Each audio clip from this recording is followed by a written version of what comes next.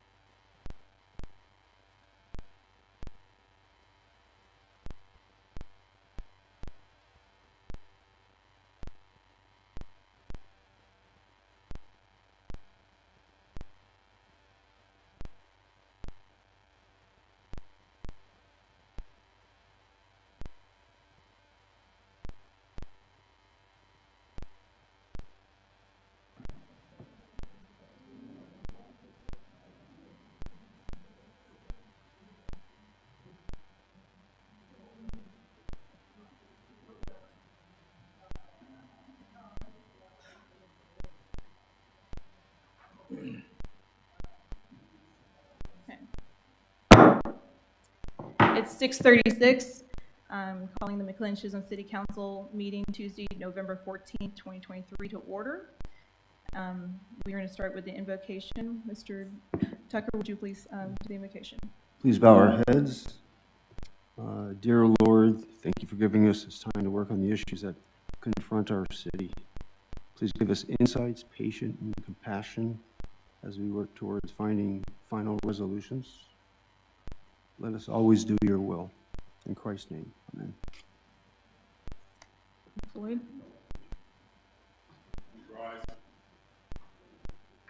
Pledge allegiance to the flag of the United States of America and to the republic for which it stands, one nation, under God, indivisible, with liberty and justice for all. Honor the Texas flag. Pledge allegiance to thee, Texas, one state under God, one indivisible.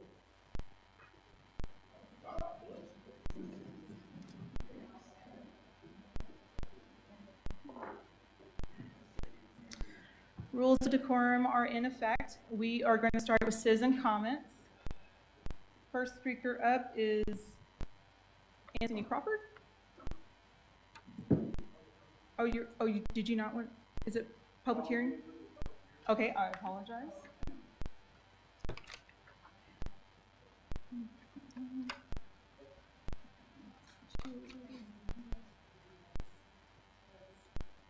Okay.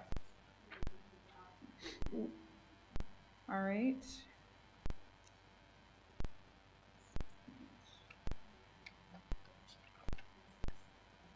I don't have the citizen comments.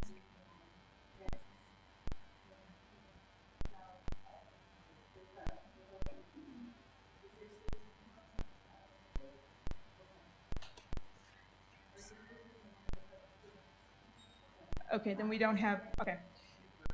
Is there anyone that wants to speak at public comments? No? Okay. Well, I'm going to go ahead and close public comments at 6:38. Now I'm going to open public hearings 5.1 at 6:38. A public hearing to receive public comments regarding a request by Greenbriar Homes to change the existing single-family 2.5 zoning district requiring a minimum lot size of 2.5 acres of land in a GB general business zoning district on approximately 20 acres of land to a mixed-use planned development district providing for 3 5-acre single-family residential lots and 1 5-acre lot for a mini warehouse facility. This property generally fronts on League Road east of the intersection of League Road and State Highway 205.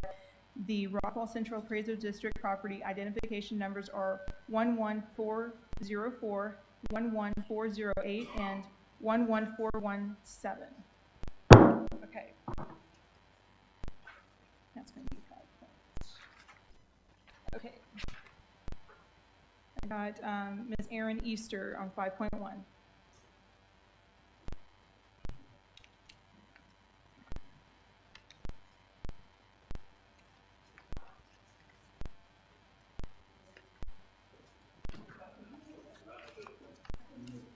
Press the button. There you go. Thank you, ma'am. Okay, 5.1 agenda item is for the league. Oh. Sorry. We've had a number of public comments on this item in previous city council meetings, and I really feel for the people who live on League Road who have come and voiced their objections in previous city council meetings. It's clear that that type of facility, storage facility business near, so close to homes, where there would be a lot of in and out traffic for a storage facility, people going in and out. And also where there tends to be a lot of fires actually in those storage facility buildings. They have some real valid concerns to oppose that development that would be completely out of character for their immediate area. And the bringing this up has got me to thinking that, you know, in general, I think, especially along 205 and 550, kind of in the central area of the town, I think we want to, going forward, be very careful and thoughtful about our commercial planning. We have a comprehensive plan for our residential planning, but it didn't really say anything about it for commercial planning.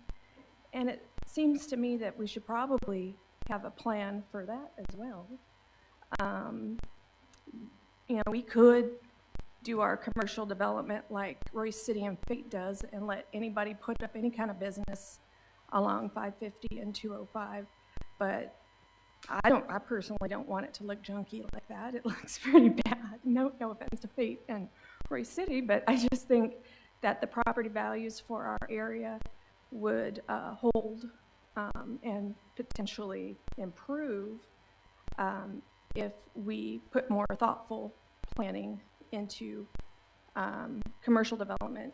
And we haven't had a lot of commercial development, but with the addition of plumbing or sewer lines rather, to that main intersection and the local area around there, we probably will have more commercial developers coming to us. And it would be better if we had a plan to communicate to them, so we're not having all of these developers coming and asking for things that the people in the town think are inappropriate. And if we had a comprehensive plan, they would know right away what we're looking for in our town and what is not. And so with this type of plan, you would take input from the community, just like we did with the residential plan, take input from potential developers, and then also work with other towns who have gone from small to large in a very quick time frame, and find out from them what they've learned and what's worked well and what has not. So that way we don't have to make some of the same mistakes other towns in the DFW area have made. It would take quite a bit of effort, but I think with something like that, it would pay dividends in the long run for the legacy of the town in general. 10, 15 years from now, we'll be really happy we did it earlier rather than later. And it seems to me we have,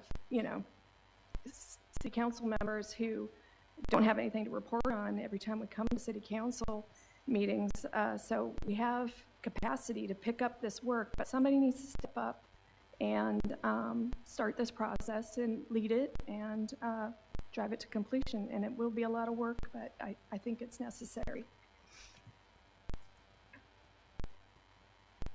Thank you, Mrs. Easter. Linda Fight for 5.1 public hearing.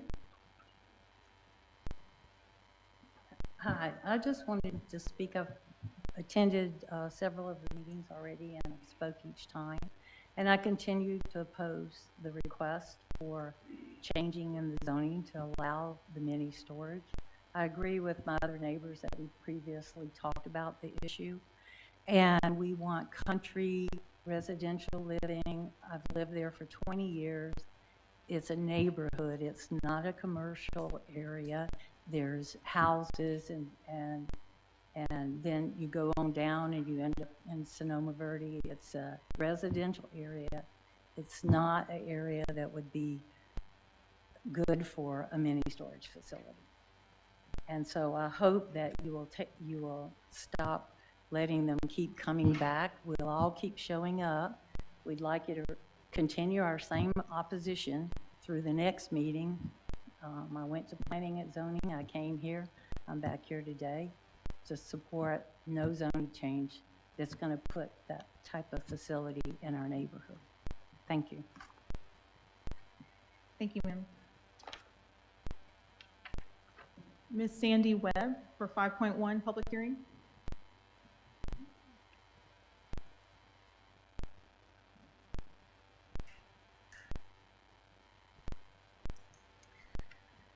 My name is Sandy Webb, and I live at 912 Hamilton Court. I fully support Greenbriar Homes for a storage facility and acreage lots at Lee Road and 205.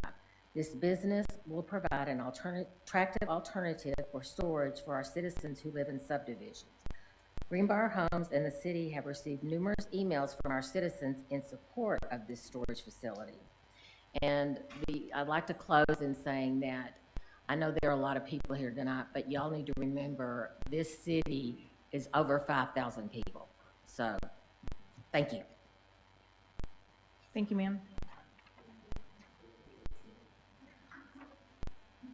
Ms. Deborah Kelly McGill for 5.1.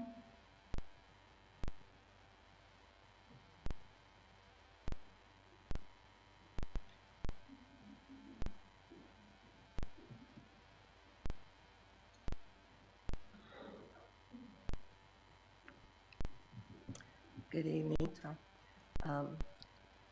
our pro tem, my city council members and staff. I live at 401 League Road, and I thank you for allowing me to speak to you regarding this general business rezoning on to commercial property on League Road. And I was looking at the excerpts from the comprehensive plan that you had, and I was looking at page 9, letter I, and it reads, applicants of a rezoning to neighborhood commercial district shall submit a detailed conceptual site plan depicting all, depicting all elements required within the this zoning district and a traffic impact analysis for the proposal development as an exhibit accompanying the request for a change of zoning. Number 2 reads, the conceptual site plan shall become an exhibit accompanying the change of zoning amendment if such amendment is passed. And it continues. And then on page 10, under miscellaneous, letter I, it reads, the Planning and Zoning Commission and the City Council shall take into consideration the ability of nearby streets to handle traffic generated by the proposed development and shall take into consideration the effects upon the value and amenities of nearby residential properties. In the event of conflict between the maintenance of such values and the proposed development, the Planning and Zoning Commission and City Council shall weigh the equalities between the two using the curriculum or criterion of community service and maintaining the concept of city's land use and zoning plan in assessing the position of this proposal development.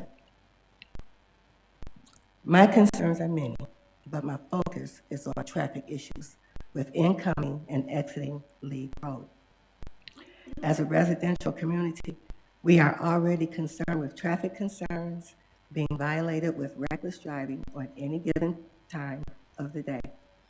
There are school children who are picked up and dropped off to school and home daily, Monday through Friday, and it's already difficult for the school buses to turn onto League Road because of the narrowness of 205, because of the narrowness, that narrow arrow at the entrance of the street.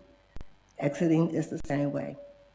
Safety is an important key for children as well as adults in a residential area. I can only foresee more problems developing with traffic if a commercial structure is located at or near the narrow entrance.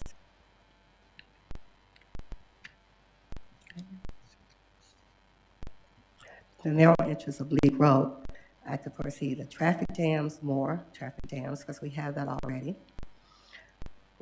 Road rage, because we have people who are now getting upset for the least little thing, and patient drivers, and etc. I feel having a commercial structure on a residential street will cause many other concerns with traffic. The traffic congestion, the patrons not adhering to traffic signs, traffic incidents, work zone construction during construction, which blocks the area, the parking, patrons using private driveways. There's a home that's right across the street where this is where they're asking for the property for commercial.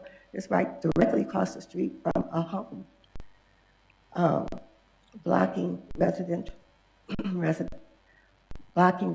traffic, and most importantly, not stopping for school buses when those signs come out on each side of the bus. I've seen it happen with the development that is on, that I look out at every day with the rooftops, and come around the corner, speeding, they have to go to work, whatever. But it's dangerous. It is dangerous. And because of the narrowness of League Road, the entrance, which will cause traffic congestion, the traffic danger, traffic delays, etc., I ask that you, our City Council, deny the rezoning request with prejudice. Thank you. Thank you, ma'am.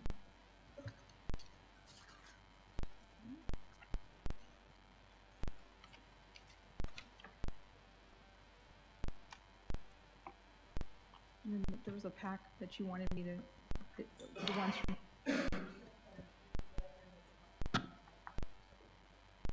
Okay. Mr. Brent Cornish. It's in the right order, is that correct? Okay. Good evening. My name is Brent Cornish. I live at 250 League Road. And Tonight, a lot of us are going to be reading out of the certain excerpts from the McLendon-Chisholm Comprehensive Plan, which was approved 9/29/21. I'm going to start with Chapter 3. On page 35, under the analysis, it says, designing existing residential neighborhoods as existing neighborhoods on the future land use plan will help protect existing residents and homeowners from redeveloping inconsistent with the neighborhood in the future. Clear direction from the public feedback reflects focusing future growth along key corridors in McLendon-Chisholm. State Highway 205 and FM 550 are the major thoroughfares in the city, so commercial and mixed-use development should be concentrated along these roads where appropriate. On to page 36, it has developing compatibility with surrounding development and in a manner responsive to market needs while putting current residents first. Last sentence, through the maintenance of predominantly rural residential development and limiting commercial development to the primary corridors through the city, McLendon-Chisholm intends to balance its rural nature with competitive market pressure for new development. Remember now, these are the words from what we all planned. Number 43, page 43, neighborhood mixed use. The future land use designation is intended to serve McLendon-Chisholm residents with low-intensity neighborhood-oriented mixed use. Under Plan Highlight, the State Highway 205 corridor and neighborhood mixed-use future land use designations are similar in that they are intended to be commercial in nature, but a major difference is that neighborhood mixed use is lower intensity, is intended to be mainly resident serving, whereas the State Highway 205 corridor can have more entertainment-focused development and is intended to capture regional sales tax dollars in addition to serving residents. Under desired development characteristics, uses should be low intensity and neighborhood scale. Page 45. Under overall land use and design policies, the city, the community, and developers should consider the entire comprehensive plan as a vision and utilize the policies below to further guide decisions for McLendon-Chisholm's future. Under D, incorporate existing natural systems such as mature trees and green infrastructure into design elements, ensure new development preserves and enhances all floodplain, creeks, and high-quality tree stands and wooded areas. G, promote tree preservation and landscaping to positively contribute to McLendon-Chisholm's green spaces. On to page 46. J, ensure new development is compatible with existing and adjacent land uses in terms of height, noise, traffic, and screening. We go down to the last paragraph, and its future updates to the comprehensive plan will ensure the city's vision remains focused on the will of the residents, and those updates should include feedback from the community.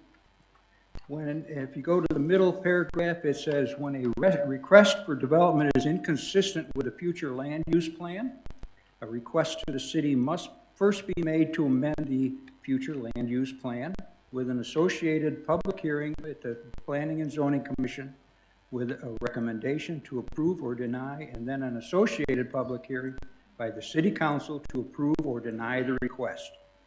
The amendment must wait for the annual comprehensive plan review described below to be incorporated in an associated community forum for public review.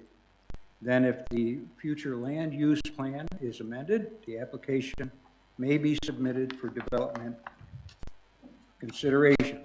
You can try to modify and change all the zoning that you want to do, but your words, the words here in this, deny such a zoning request. Thank you. Thank you, sir. Okay, Mr. Alvin McGill.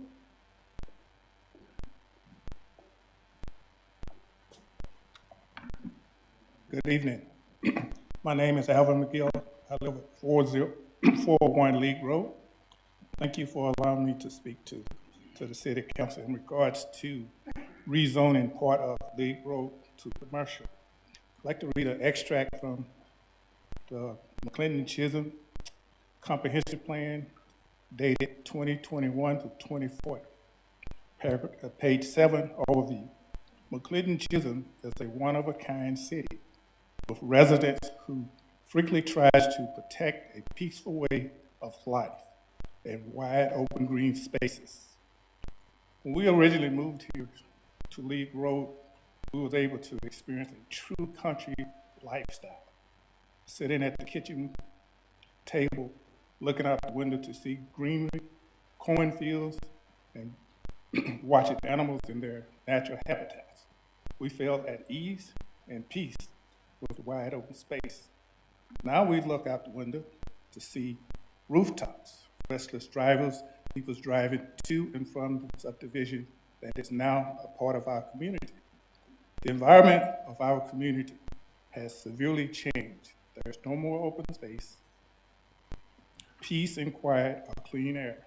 To add a commercial area on League Road would be even more dramatic to our community environment. So I respectfully request that you deny this request with prejudice. Thank you.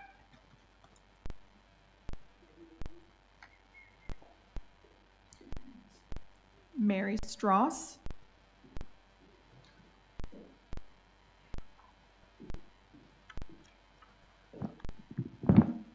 Thank you all so much for allowing me this opportunity to voice my strong opposition regarding the commercial zoning request for storage buildings within the residential community of League Road.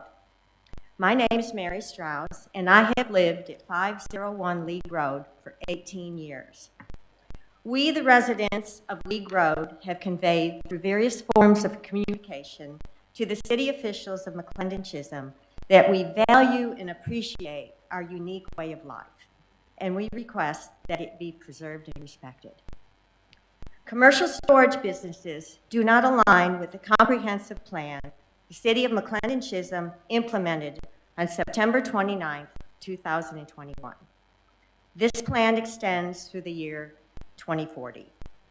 This type of commercial business is also associated with many unfavorable aspects that would negatively impact our rural environment. According to the vision and framework portion of this mentioned plan, I will now quote from page 23, the city's visionary goal. Maintaining country feel. McLendon-Chisholm is full of wide open areas, and we aim to support developments that promote the character of the existing community. The design of our community should showcase country living in our rural atmosphere and have limited commercial development, end of quote. 200 to 300 storage units on a residential street do not reflect our present rural way of life. Certainly, they could never be considered a limited commercial development. We, the tax-paying residents of our League Road community, respectively ask that you deny this zoning request with prejudice. Commercial storage buildings do not align with the comprehensive plan of 2021 for our city and would severely impact the rural lifestyle that the comprehensive plan defines within its pages. Thank you all so very much for your careful consideration to this critical issue. Thank you. Thank you, ma'am. Regina Blythe for 5.1.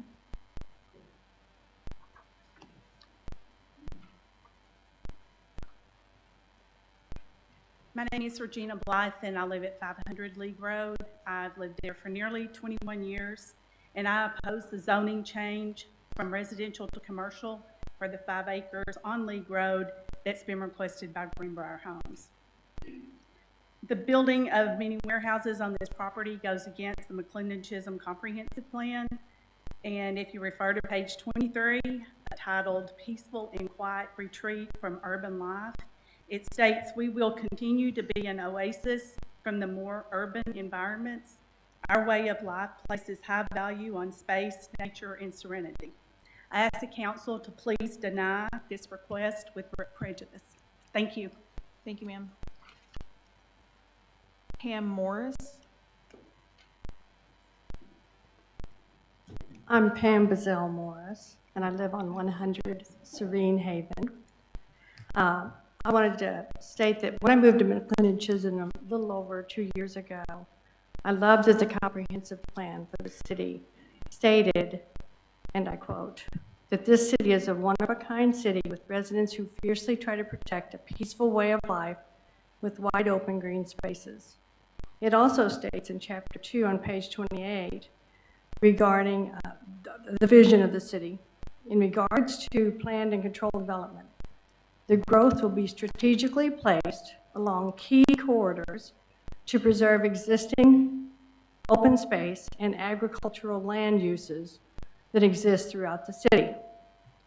It also states that we are a peaceful and quiet retreat from urban life, maintaining a rural lifestyle by developing in low density and low intensity.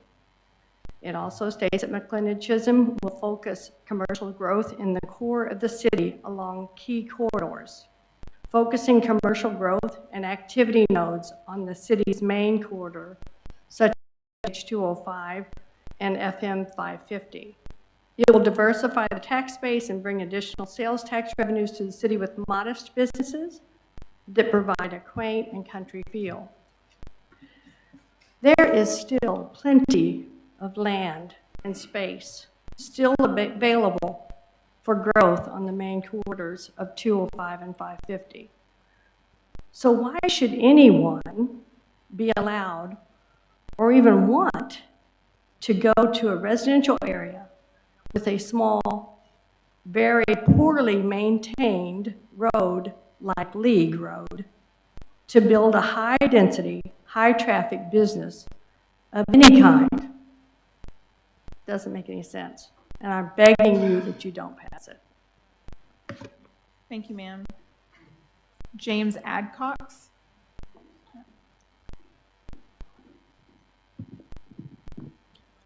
Good evening. My name's James Adcox. I live at 212 Adcox Lane. My wife and I are in complete opposition of a mini storage warehouse being built on our street.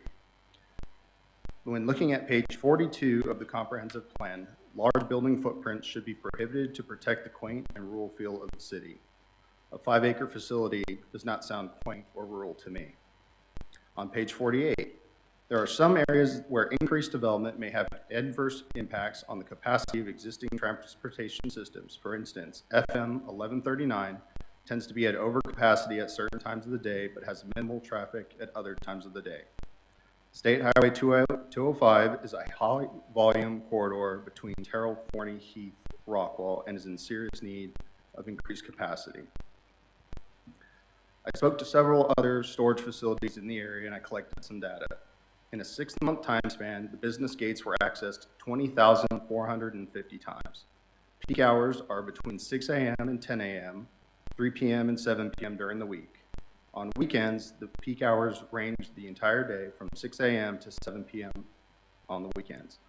The facilities that have 24-hour access available to them are accessed continuously throughout the night at multiple times, well into the 2 and 3 o'clock in the morning.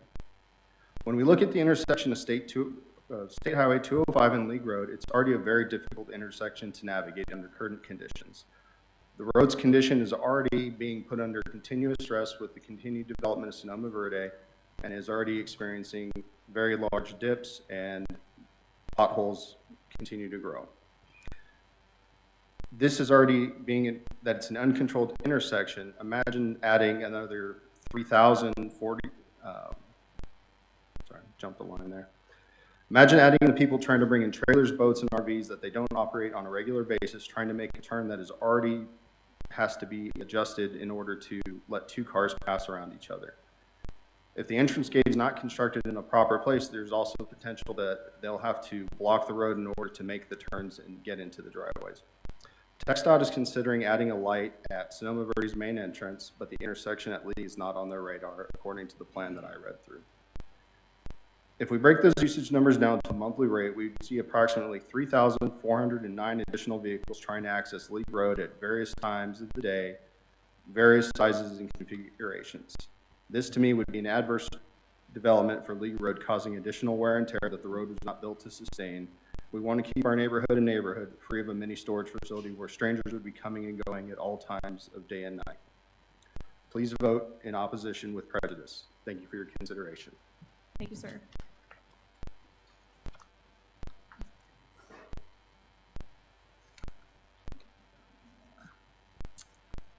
Ms. Judy Moss.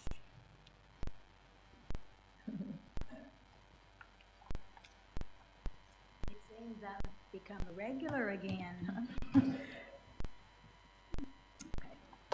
Thank you for listening to us. We have been here and to the P&Z committee, and we are strongly opposing this storage facility to be in our neighborhood. You'll hear the same refrain from each of us, but with the same intensity. According to the McLendon-Chisholm Comprehensive Plan, page 7, McLendon-Chisholm is a one-of-a-kind city with residents who fiercely try to protect a peaceful way of life in wide open green spaces. I live at 525 League Road. Page 36, putting our current residents first. And on page 46, the city's vision remains focused on the will of the residents. This is about our community, and it's about the people you represent. It's important to keep businesses on Highway 205 and FM 550 corridors where they belong, as mentioned several times in the comprehensive plan. We don't object to the houses. We only object to the storage facility of 200 to 300 units. Think about that. It could expand. Mr. Webb can't control what goes into each of those units.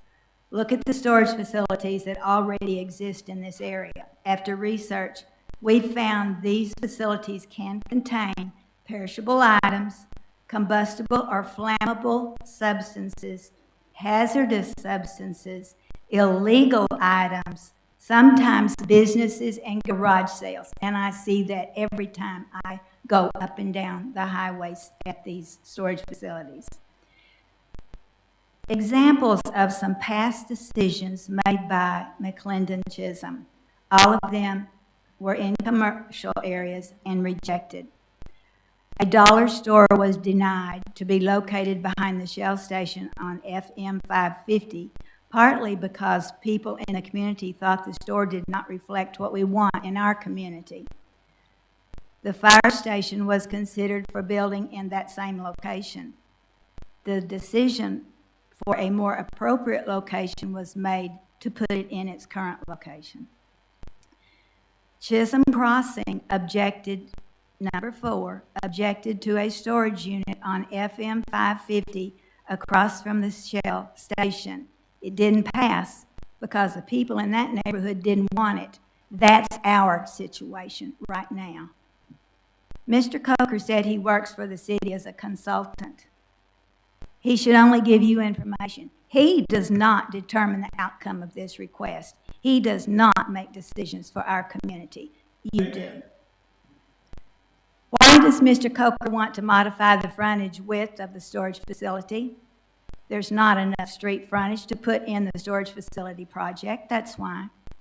There isn't enough space for 8-foot walls, the concrete needed for the actual facility and drive area, along with the trees and landscaping he promised, unless you give him 5 acres frontage. Not enough. It seems Mr. Coker wants this storage facility to be approved. He doesn't live in McLendon-Chisholm. Once he has said his piece, he should sit down and let Mr. Webb handle his own request. Mr. Webb's objective is to rezone the proposed property line to that of the county's property across League Road in order to build his monstrosity. That county's corner lot is on Highway 205. The tower located on that property is used for emergency communications of the fire and the police departments. This is for public safety. It is not a commercial business. Why is Mr. Webb so positive this will pass? And where will it end? Will it go on to the next 5 acres and the next 5 acres and the next 5 acres? Mr. Webb wants to dazzle you with the revenue that may go to the city. He doesn't care about McLendon-Chisholm. He cares about his profit from our little community. He doesn't live here either. How many letters were sent to the city opposing this? Consideration should be given to the people who responded, not the 1 or 2 who got up here who are related to him. You were elected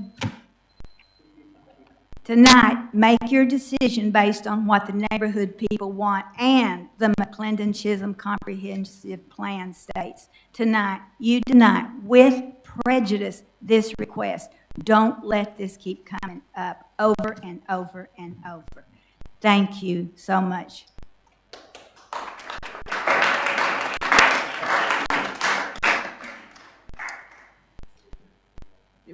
Do we have one more person, Mr. Adcox? Was that you? Did I miss you?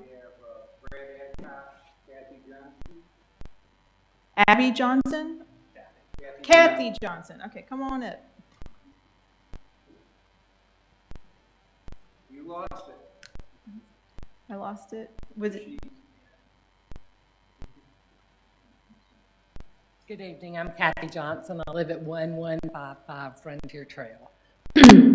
My opposition to the zoning request has several points, but the first and most concerning is that if this is passed, it will set a precedence for future exceptions that will destroy our strength and opportunities as described on page 17 of the comprehensive plan, namely the rural, country feel, open spaces, low density, and infrastructure that James Adcox and several of my neighbors have described in detail. They gave the detailed facts just a few moments ago, so I'm not going to give you any facts to go with that, other than it is described on page 17, and we've already gone over it. But I also noticed discrepancy in the property listings to the description. It said that the other properties listed by this owner will be sold as being single-family residential homes at 2.5-acre lots. But, as you can see on the signs and the listings out there, they are being sold in the same increments of 5 acres as the requested zoning change property. Why? Is this already his secret plan once the precedent is established? We don't know. But I ask that you deny this zoning request with prejudice according to the McLendon-Chisholm Comprehensive Plan. Thank you.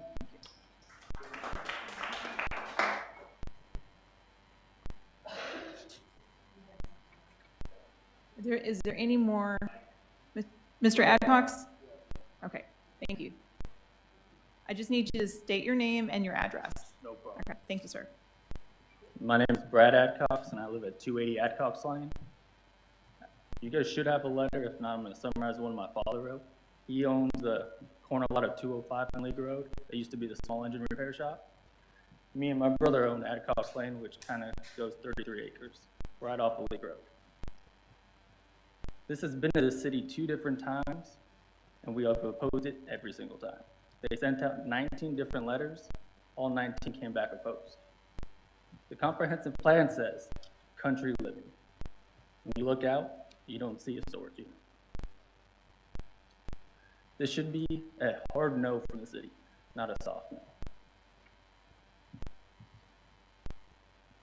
The city planner describes this project as he works with personally. This is very troublesome. I hear to the country living, we don't mind the new houses coming in. We welcome new neighbors. But the idea of driving down League Road, seeing another big 10-foot, 8-foot wall of just concrete is a scary idea.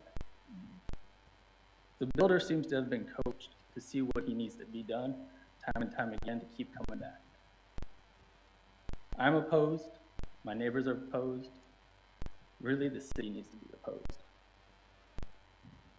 Please do the right thing and deny the request. Thank you. Thank you, sir.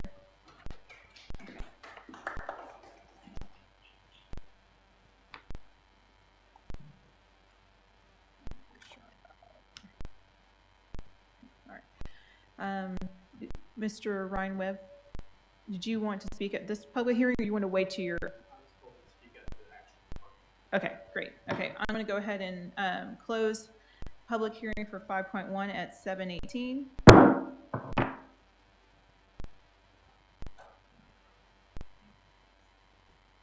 Okay, opening. I'm opening public hearing at 7:18 for 5.2. To receive public comments regarding a request by Oak National Development LLC to change the existing planned development district on approximately 148.25 acres of land from the current zoning district classification of planned development district Triple Creek to a new planned development district Legacy Park containing 335 single-family residential lots and a city park. The Rockwall Central Appraisal District property identification numbers are 11447 and 11438.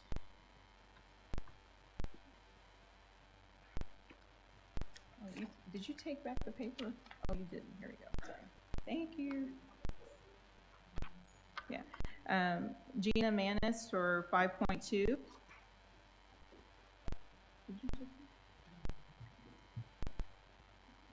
Gina Manis, 107 Cheney Place, McLendon-Chisholm. And this is, I believe, the second city council member meeting about this. This is and I went to two P&Z meetings about this. It's been 4 times. And I see it's still 335 homes on 148 acres, okay? This does not make sense because my math says, according to our comprehensive plan, 148 acres should only produce 148 homes, not 335 homes. And it sure as heck doesn't allow for soccer fields and lacrosse fields. And I don't appreciate the developers changing the rules after you buy something, thinking that you can change what we've all moved here for. My husband and I live right over there. We're in our 60s. This is our largest investment. We're coming to get away from all the traffic. I do not want to sit at my neighborhood waiting half an hour on Saturdays for all the soccer and lacrosse traffic to leave. I have grandsons. I go to their soccer games. I go to their baseball games. And after you leave that parking lot, there is trash. There is all kind of traffic. People are parking on grass. They could care less because they don't live here. So please say no to these dadgum fields. We do not want them. This is our home. This is our largest investment. My husband's a Dallas police officer, and we moved from Rockwall to get out here to get away from all of that. So please keep all of that out there and leave our quiet city-like feel alone. Mr. Developers, go back to your drawing fields. And Mr. Coger, I'm kind of disappointed in you because after the last P&Z meeting, you were stated as saying you don't have any problem with this. But I asked, where does he live? And you don't live here. So you may want to kind of reposition your position and take us, people who live here, into consideration because this is our home, okay? So I really would like you to please consider us that want to live peaceful in neighborhoods without all the soccer, and I appreciate grandkids, Mr. Webb. I appreciate they play stuff. Let's find another place for those fields. You know, let's have fields, but let's find another place. Go buy some more property. Put them somewhere else. But let's keep around here residential so that we can all just enjoy our lives and peace and quiet as much as we can. You know, you just can't put a price on peace. And, you know, it's kind of a bad neighbor policy when you buy something and then want to change the rules. No, you knew the rules when you came in. Our comprehensive plan was set. And I sure don't want to have to come up here and talk again after 4 times we've said the math isn't adding up. 335 homes on 148 acres comes out to 148 homes according to our comprehensive plan. So let's cut that in half and then we'll all get along. Thank you very much. Thank you, ma'am.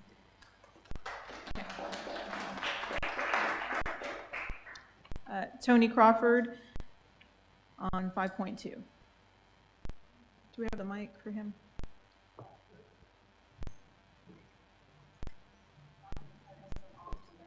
Yes, please.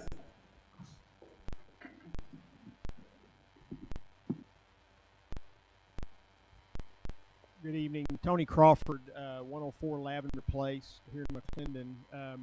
Page 41 of the comprehensive plan talks about the Heritage Center around City Hall. And one of the things it talks about, and Mr. Coker has presented to P&Z, he said that it says desired development characteristics. That's what he's going to use. Well, that's our desire. That's the desire of the citizens of this city, that we want these characteristics. That's why we voted, or we approved this plan and spent months and months and trying to get to the plan, and that's what we want. And one of the things it says is anticipated land uses is mixed-use development, combinations of residential, office, restaurant, retail, entertainment, and arts and culture with a rural country feel. And then down under desired development characteristics, it says maximum density of 1 dwelling per 1 acre. My question is if it says rural country feel, what does 335 homes on 148 acres present to you as a rural country feel? It doesn't. And we're in the middle of having a plan drawn up for this area, and we probably need to see what that looks like first. I have just one request, that you deny this, the governing body follow the desires of the people of this community and maintain growth outlined by the comprehensive plan approved by the City Council. The main desire of the citizens of McLendon-Chisholm was to maintain a country state feel to our city. You've heard that over and over tonight. This document specifically talks about the Heritage Center and states maximum density of 1 dwelling per 1 acre of residential use. When this residential and park proposal was presented to y'all several months ago, everyone on the council, or just about everyone on the council that I remember, corrected Mr. Webb on what they wanted this use to be and what this plan should be. I appreciate that very much. Y'all's involvement is very important here, obviously, because you're making the decision. There were also reservations about having responsibility for the ball fields. I have yet to talk to any resident with or without children. I'm the HOA president at Chisholm Crossing, and I talk to the people in my neighborhood, and not a single one wants to have a ball field close to us. These are people, even with kids, that play soccer and play lacrosse or whatever. I understand Mr. Webb's agreement is with a lacrosse club in Dallas to maintain the fields. Then they would probably use that on the weekends for tournaments. Well, 550 couldn't handle the 2,000 or 3,000 people, or at least 800 to 1,000 people that would show up for those tournaments. It would create a huge amount of traffic on 550. The residents who live in our neighborhood off of 550 on this end, it's a street called Chapel Hill, are concerned that traffic will constantly be driving down their dead-end street due to missing their turn into the fields. The number of homes is a problem when you factor in the average number of automobiles entering and exiting per home. That number is I said 5. I think Mr. Coker said 9 per day, but I said 5 per day per home on average. That would mean if it's 5 per day, that's 1,675 cars in and out per day of just this one neighborhood. Again, 550 can't handle that. Mr. Webb has developed some very nice neighborhoods in the area. One just north of us is a minimum of 1 acre lots. Another is just west of us, which is has 1.5 acre lots. And Chisholm Crossing Phase 4 east of us, they're just shy of 2 acres. He even built most of Chisholm Crossing Phases 1, 2, and 3 with almost 2 acre lots.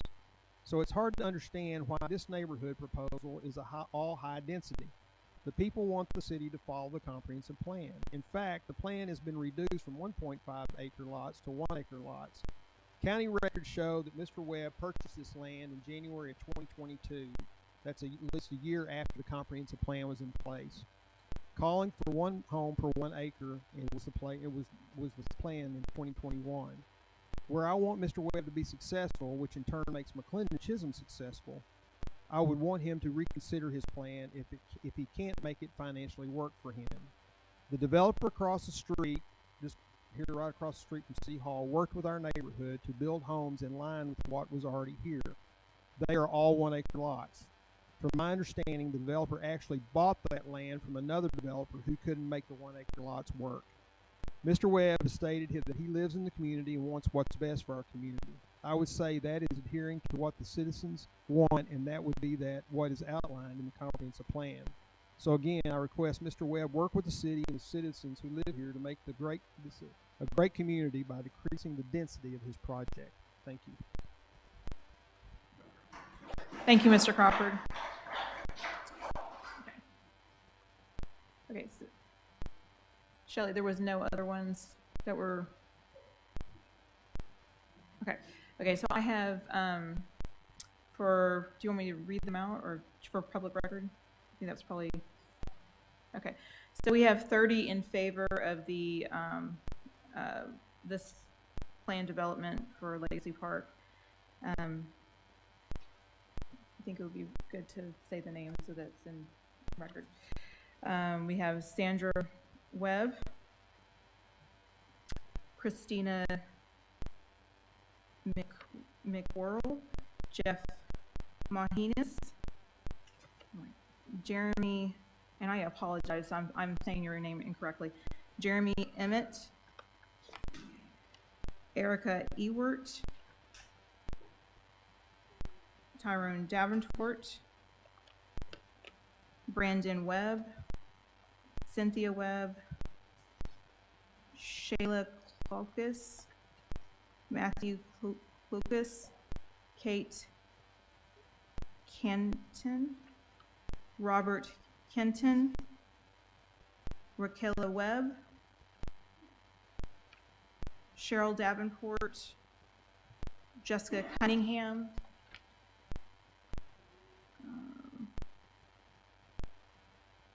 A. Jones Henderson, Liz Kelly, Stephen Glasgow, Allison Glasgow, Kevin Webb, Christy Dickinson, Holly Dorward, Sharon Donegan,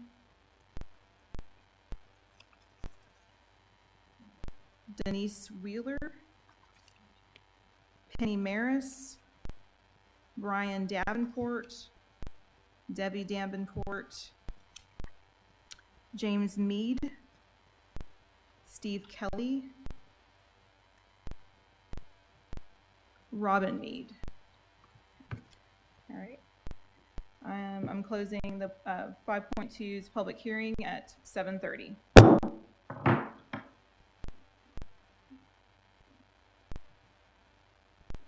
Okay.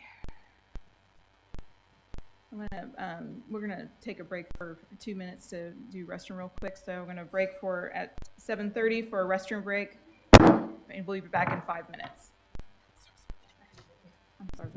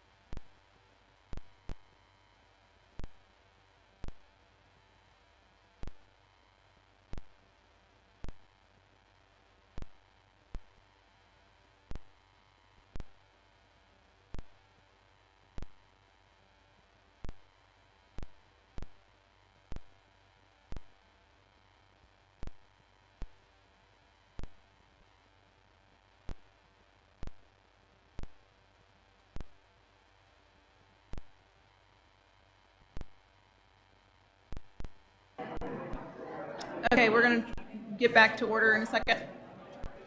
30 seconds.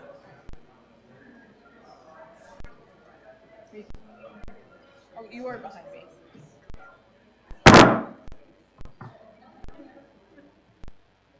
Okay, coming back to order at 7:35.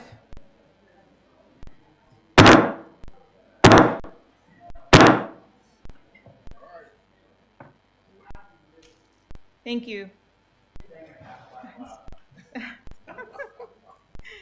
Okay, we're at 7:35. We're calling this meeting back to order. We're at 6.1, consider approval of preliminary plat for 73.922 acres of land for the development of an additional 321 residential lots in the Meraki Tellus-Mann subdivision with 13 open space HOA lots. Mr. Coker.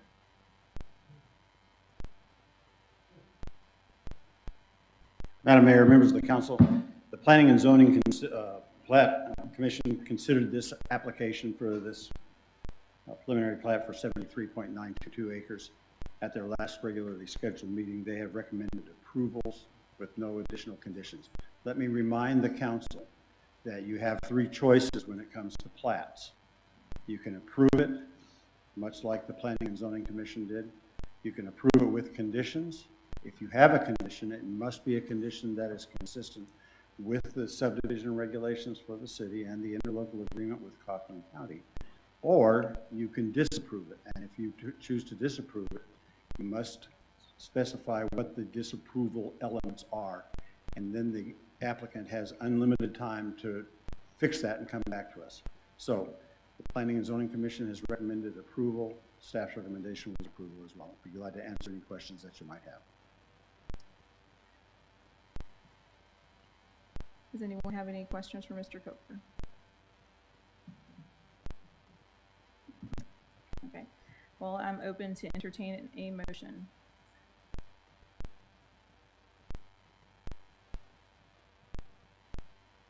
Just make a motion for approval of this preliminary plat for the 73.9 acres of land on the development of an additional 321 residential lots in the Tellus-Mann subdivision.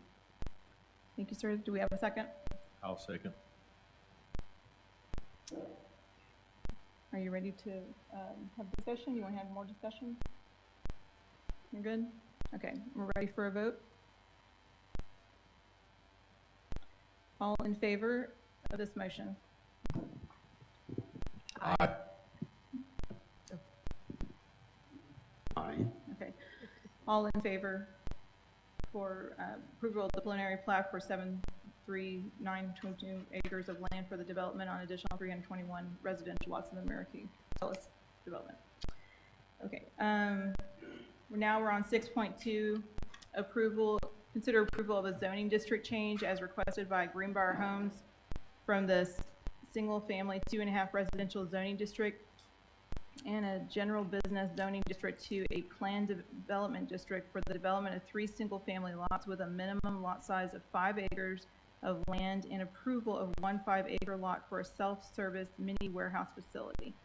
Mr. Coker.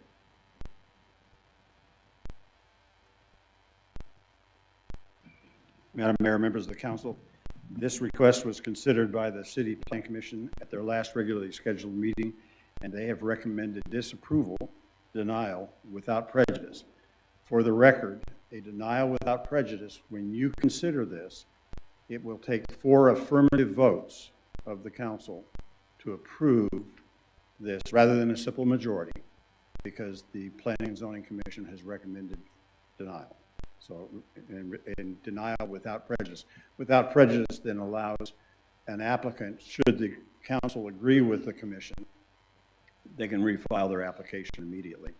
A denial with prejudice, and I think you've heard that term a number of times this evening, means that you have to wait another year before you can file another case, unless there is a substantial change, at which time to the application, at which time the applicant can petition the commission or the council for reconsideration of waiving the 1-year waiting period. So, Planning and Zoning Commission recommended denial without prejudice. Do you have any questions? Does council have any questions? What was their reasoning? Did they provide any reasoning behind their denial? I think you received a pretty substantial memo from the chair of the Planning and Zoning Commission. And I think that the overall feeling of the commission at the time was that not about the residential stuff necessarily, but about the commercial potential intrusion into a residential area. And if you go back to my staff recommendation, I actually recommended only approval subject to that general business district existing zoning district. So there wasn't going to be a real change in zoning. And for the residential, you have 2.5. He's got a modified set of standards that you're considering, that the commission considered as well, that allows 2.5 acre residential lots. But he still wants to have that 5 acres that fronts on Lee for the mini warehouse. But my recommendation was that that be constrained to the existing zoning limits of the GB, because that GB goes from the center line of 205, 350 feet, in this case, to the east, which puts about 150 to 175 feet of general business land that's already zoned, so no change in zoning would be necessary. They're behind the tree line that runs parallel to 205 behind the existing commercial uses that we have there. And that's why the 2.5 acre lots are currently allowed on the residential side. It makes also ag, which is our comprehensive plan says it ought to be agricultural. Our agricultural zoning district allows 2.5 acres per a single family house as well. So that's really not an inconsistency with our comprehensive plan. And my recommendation was that if you're going to consider the mini warehouse, it be restricted to the existing boundaries of the GB, the general zoning district. And there was a whole series of recommendations, if that were to be approved, about how you make it integrate more effectively into the community as a transitional from the existing on 205 to the residential on to the east of that. Did I answer your question, sir? I think it was the commercial, the potential commercial intrusion transition from the existing zoning into a zoning district that was inconsistent. I think that Mr. Webb will probably have some comments on this during his presentation, but the way I see this is that the distance from the tree line to the terminal point for his plan pretty much is if you look across the street, is pretty much to the extent that the tower exists. There's a tower across the street, and in front of that going west to the 205 at the corner of League, there's virtually nothing there. I think that's county property, if I recall correctly. And then you have the large tower. And so the extent of this new construction will go to that, will extend eastward and be parallel to that tower. So distal to that, or to the back of that, is all residential. And so there shouldn't be any intrusion of this new development into any home district or any properties back there, any residential.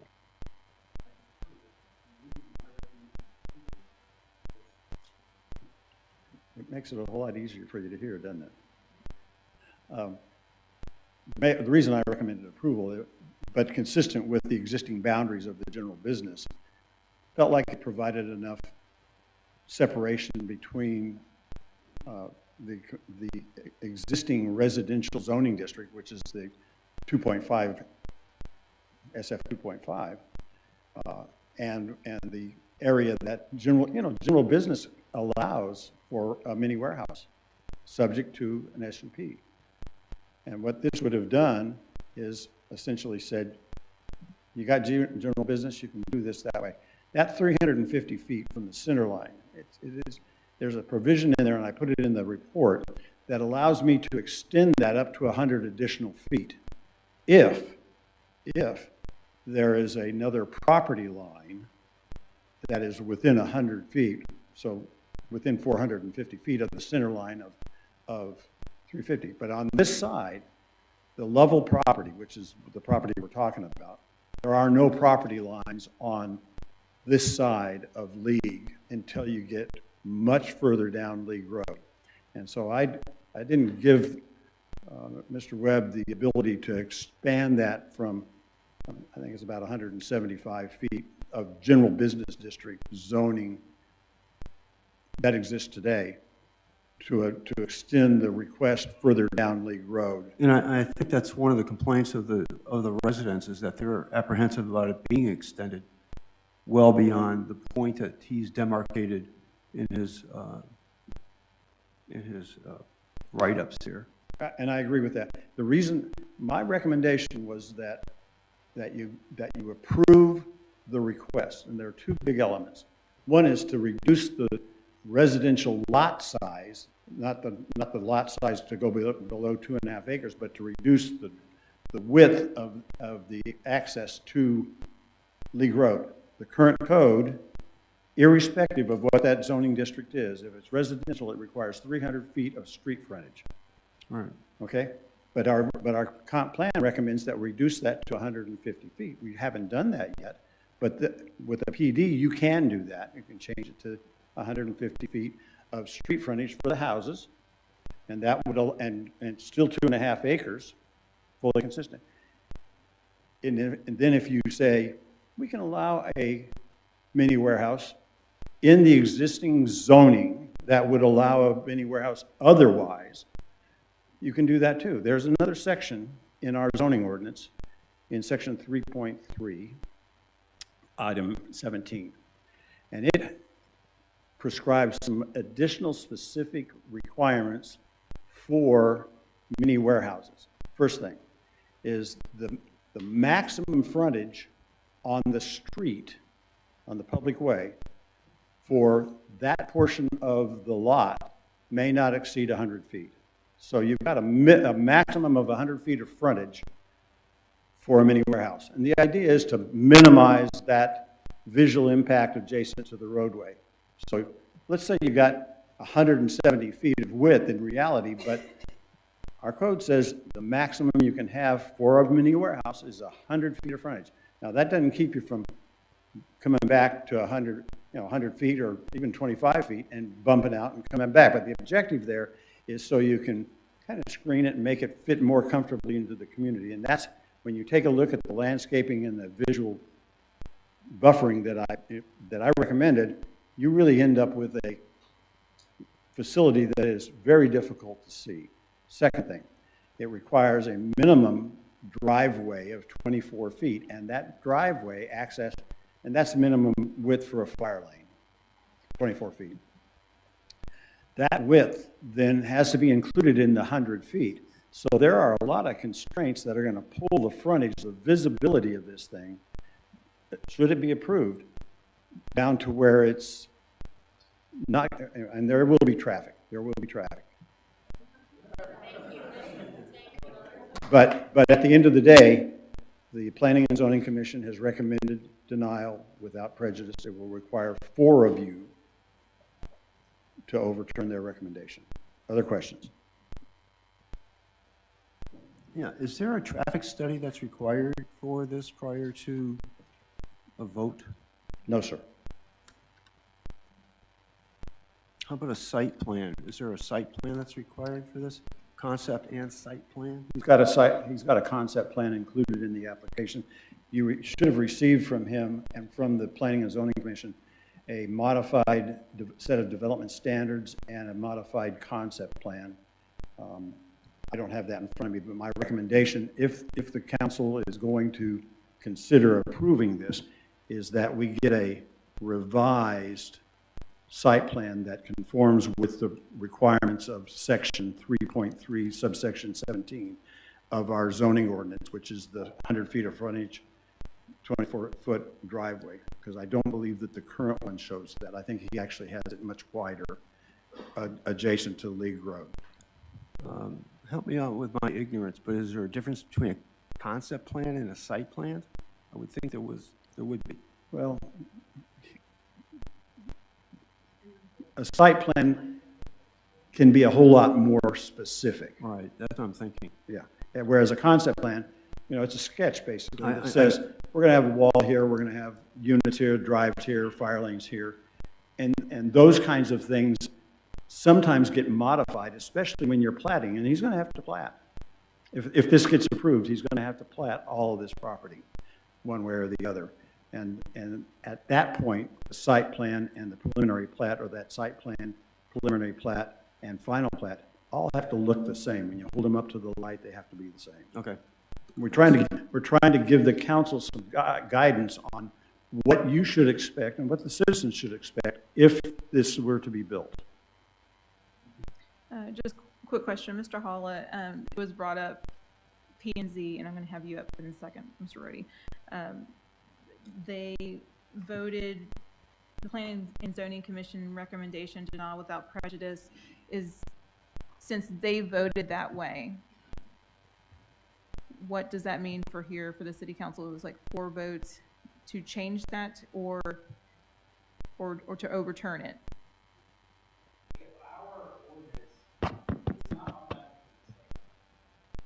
It's not automatic in state law that if a P&Z denies, that a council has to overturn that by a supermajority. That's not in state law. A city can adopt an ordinance, and I'm assuming that's what Mr. Coker is referring to, because I haven't looked at our ordinance. It's a type A general law city can by ordinance declare, hey, you know what? If our P&Z makes a recommendation, we want to for denial, we want to make our ordinance that it's going to take a supermajority to overturn that denial.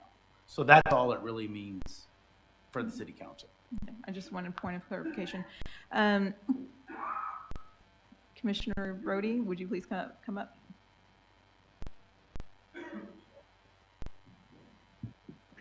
Yes, ma'am.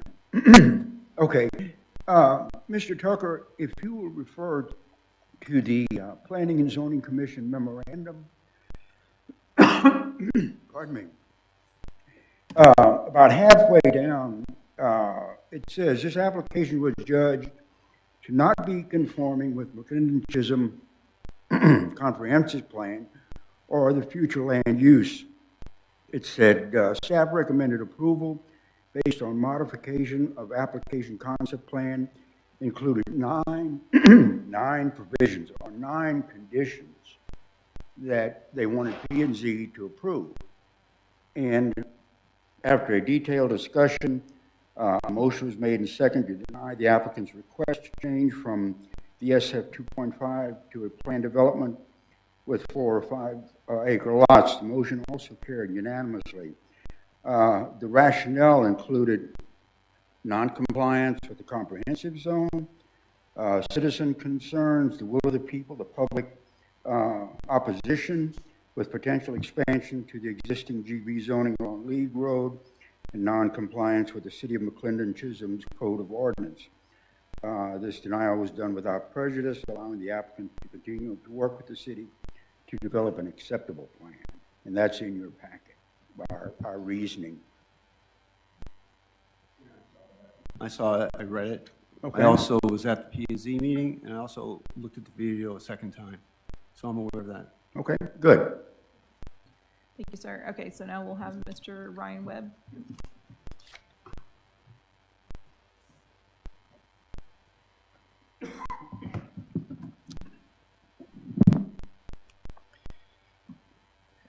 Hello, my name's Ryan. I'm the owner of Greenbriar Homes. I own the 20 acres off League Road right behind the commercial lots facing 205. I'm asking for approval of a planned development zoning district to divide the land into 7 parcels, 1 4-acre commercial lot and 6 2.5 acre residential lots. Lot 1, which is nearest to 205, will be a commercial lot with zoning standards similar to the general business district. Lots 2 through 7 will be residential lots with zoning standards similar to a residential single-family 2.5 district. Approving this planned development district would not allow me to change the residential lots to commercial in the future, as one citizen was concerned about. It would actually make it more permanent that those lots would stay residential. The specific ordinance and development standards, which was submitted with this concept plan, details what guidelines would have to be followed on these lots. The main changes from the other zoning districts is the 150-foot lot width minimum for the 2.5 residential acres, and then the land use of mini warehouses for lot 1.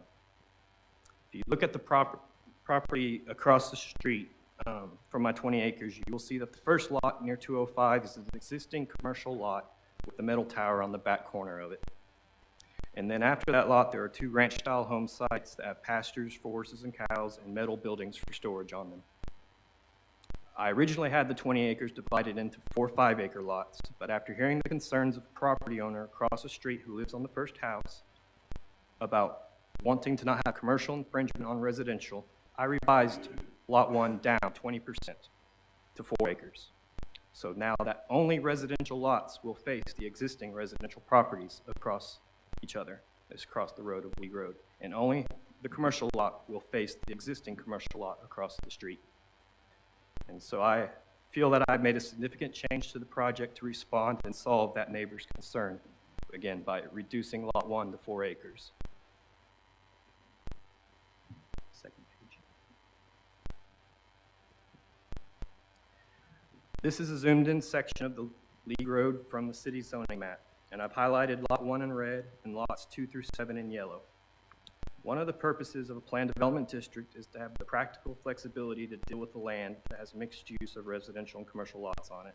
This property, as Mr. Coker reinstated, it has both zoning types already existing on this property. The city zoning map shows that the area of our property that we are trying to use for lot 1 has been zoned commercial already for years. And the commercial lot across the street side property line matches the zoning map, separating commercial from residential at that point. I want to line up the side property of lot 1 and lot 2 with the side property across the street between the existing commercial and residential properties. So again, commercial lots will face commercial lots and residential lots will face residential lots. The existing commercial lot across the street has a large metal tower with chain link fencing, barbed wire around it, and a gravel road running to the street right in front of my property.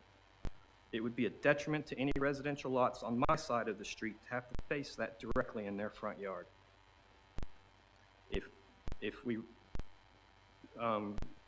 move the property line over from where I'm suggesting at 4 acres, that's what you would be doing to my residential lots, would be making them face that tower directly in front of them.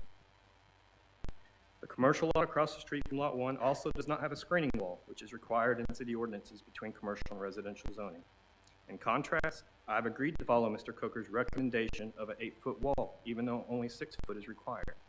This is all extra cost for me, but I'm willing to do it because that's a better way to screen lot 1 from the rest of the development, which I'm trying to do. The next page. Thank you. I see that 12 people came to speak against tonight for the PD. I would also like to make it known that 11 people emailed the Mayor Pro Tem in favor of approving this PD. There's a certain perspective most people get when they hear about a certain business. I know some here instantly think badly about self-storage, while others don't have a problem with it at all. I think once everyone sees what is going to actually be put on lot 1, most reasonable people will say that this is not a bad thing. I think you will look at this location and how similar this development is to the surrounding properties. It really doesn't make sense to say one is bad when the others are good if they have the same features. I am listening to the concerns. Tonight I'm going to address these misunderstandings I think that might be leading to a bad perspective of this project, and I hope you'll keep an open mind to the chance that this might just be a really good development for the city. And while there's a lot of response on both sides here tonight and via email, the largest citizen response we have on what is wanted for the city comes from the Comprehensive Plan's Citizen Survey. Nearly 350 citizens responded. Yeah, it's up there on there. Okay. We have a list of the top 3 strengths, weaknesses, opportunities, and threats from the Citizen Survey and the Comprehensive Plan.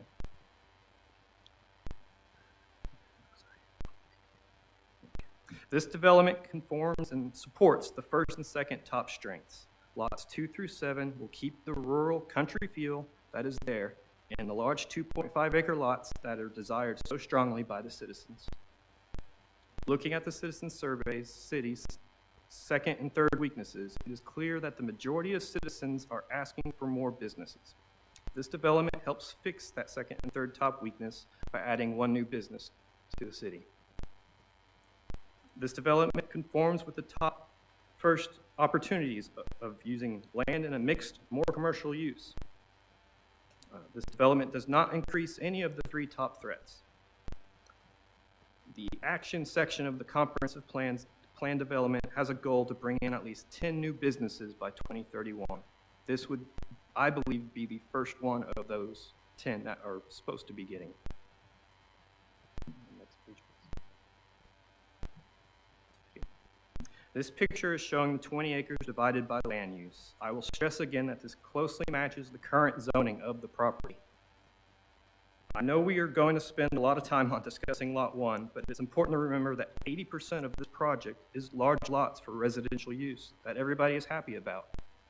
So if 80% of this project is basically 100% supported by all, I would think that's a good argument for approval. This is a low-density development. This is not high density. Now, one citizen's comment about this project invading the Frontier Trail neighborhood with commercial property, I think you can see it's clear from this aerial view of the land that that is not the case. Lot 1 has commercial property on 3 sides of it, and it only borders my residential lot. There is only 2 houses across the street from my property on League Road, 2, both of which have large metal buildings of their own. The closest house to Lot 1 would be over 350 feet away, which is the length of 1 football field. The second house across the street is over 750 feet away, which is 2 football fields distances away. Frontier Road is over 1,300 feet away from Lot 1, and it's over 3.5 football fields distance away. No one is living near Lot 1. I am not trying to put commercial in anyone's backyard. Next page, please. At the top of this page is the front elevation of what one would see from League Road on Lot 1. The front view of Lot 1 would be a 20-foot front yard of grass, bushes, and trees, then a decorative iron fence, and then 25 feet behind that is the front of the buildings, which would be built with white stone on the front. I think this is where most people misconceive what they think they will view of the storage facility. This is a very nice dressed-up front elevation, which rivals any other metal buildings on League Road. If you look at the aerial picture in the middle, I have circled in red over 15 metal buildings in view or on League Road right now. Metal buildings are common here, and it's good for those property owners, then shouldn't it be good for my property as well? I also have driven down League Road many times to see what the area was like. Other than just the abundance of metal buildings, there is also a lot of tractors, trailers, boats, RVs, a couple of semi-trucks, and even a couple of cargo containers in the yards of properties on Frontier and League Road. Now, I have no problem with these property owners' items being stored on their property, but it just doesn't make sense to me how these are the people saying that my lot over 1,300 feet away that will have a screening wall and landscaping screening and a stone front elevation will be a problem. One of the citizens in the previous P&Z meeting told a story of how she's had other citizens come to her to use her land for storage, her residential land. She said how she would allow some of them to use it, but then wouldn't allow others. This story shows to me that there's a high demand for storage, that people are desperate enough to go ask their neighbors to use their land to store. I want to bring that service to the city in a professional way, with proper security, proper city approvals, and within the city so the city benefits from the business taxes. Right now, we are outsourcing these benefits to all the cities surrounding us that all have self-storage facilities. Let me say also that a few landlords of large tracts of land that have been paid for who have paid for their own private metal buildings for storage may not need to use this service. But there are many citizens that don't have that much land or the extra money to buy their own metal building or even allowed to have one in their subdivision. Those citizens deserve an option locally for storage.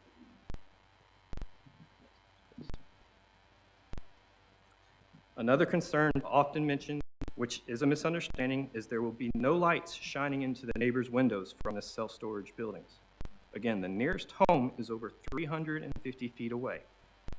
It is in the city's ordinance that the exterior lighting of a commercial property be fully shielded, downward facing at a specific angle. With an 8-foot screening wall that is 25 feet away from the building, an exterior light 8 feet high on the building will only be shining down, producing light on the ground inside the facility.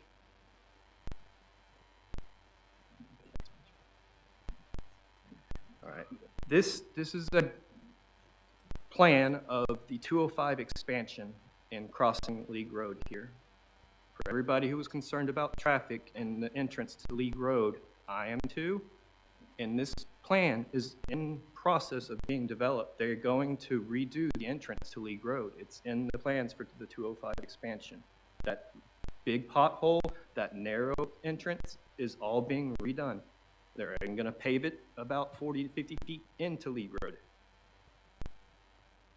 So I am concerned about that as they are, and that there is a solution being done. Go to the next page, please. This is from TxDOT's website. It's an online map of their AADTs, which is the annual average daily traffic. The average annual daily traffic along League Road is 200 vehicles. According to my calculations, the amount of Lot 1 traffic is estimated at 3 to 4 vehicles a day, which is around 2% of the TxDOT daily average for the street. That is not a noticeable change in traffic, nor will that few of vehicles per day affect the condition of the road. Next page, please. The route of visitors to Lot 1 from the Highway 205 is approximately the distance of 225 feet down League Road, represented by the yellow line there. That route only passes 2 commercial properties before reaching the driveway entrance to the self-storage facility. No traffic from 205 to Lot 1 will cross in front of a residential property. No traffic will cross residential property from 205 to reach Lot 1. The 6 residential lots will actually have more daily traffic than the self-storage facility.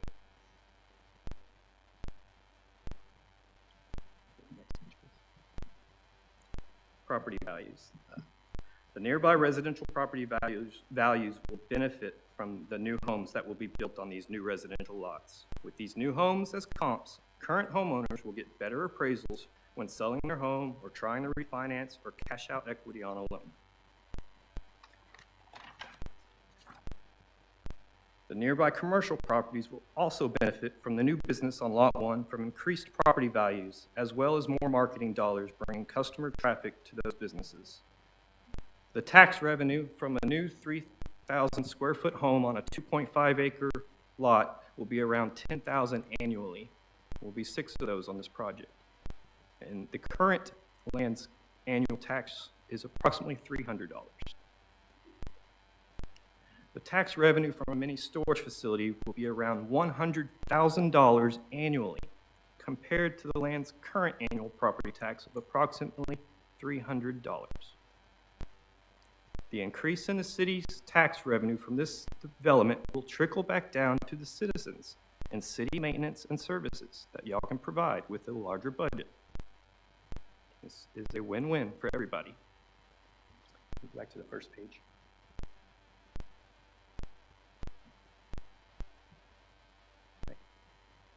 Consider the fact that the vast majority of subdivisions in the city have restrictions against accessory buildings, detached garages, RVs, boats, trailers, parking in the subdivision. Probably around 90% of all new subdivisions being approved from this point forward will restrict these things from being allowed. With all the people moving into the city, you know the need for storage is only growing. Many people here today probably moved in over the last few years, and I bet Some of them use the self-storage facility for that process. Consider the cost of an extra garage or an extra room in a house used for storage. Not everybody can afford their own private storage building. This project adds a new business to the community that is asking for more local business. This project increases the tax base from the higher property values. With no other self-storage facility within 5 miles, it's a service not provided in the immediate area. I will make it a safe, secure, inexpensive, and convenient option for storage. It is a residential-friendly business with no large noises, no smells, no frequent traffic in or out. Mini storage fits this location very well as it's able to be tucked away behind the 205 road frontage and still blocked from the view of the residential lots far down the street with the screening wall and landscape. Mini storage is needed by many citizens in this city, and that number is growing each year. Not everybody will need it, but that's not a reason to deny it to those who do need it. Thank you. Does anyone have any questions for Mr. Webb? Thank you for coming tonight, Mr. Webb. You've answered a lot of my questions tonight, but one question I still do have, number of units. Do you know approximately? I guess that depends on what's the final lot size, obviously. Obviously. I've thrown around the 200 to 300 unit range. I think that's realistic for the 4 acres. If we get cut down to less than that, the number drastically goes down unless I start building 2-story buildings, and nobody wants that.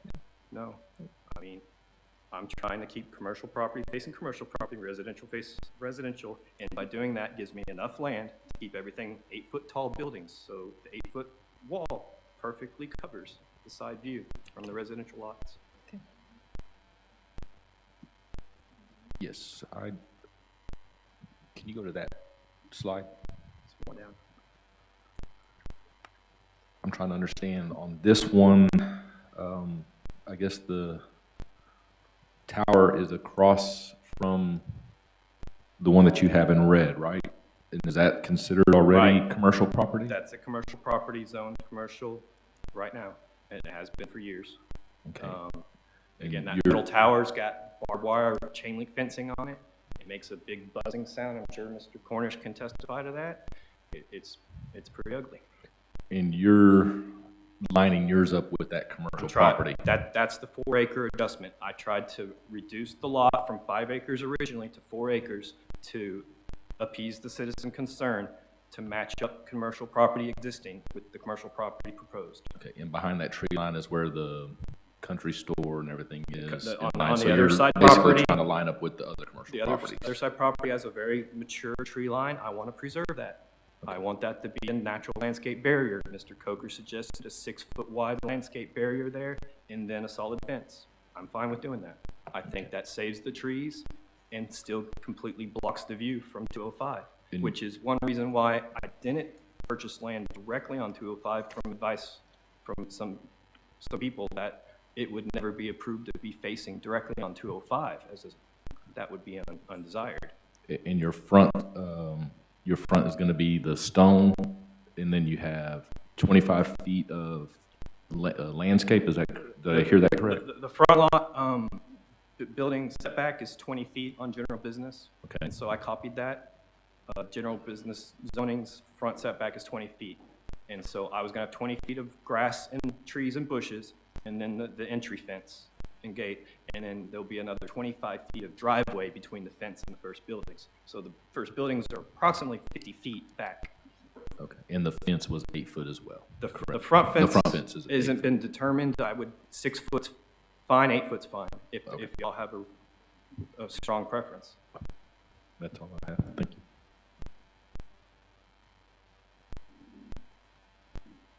Mr. Decker? Okay. I'll entertain a motion.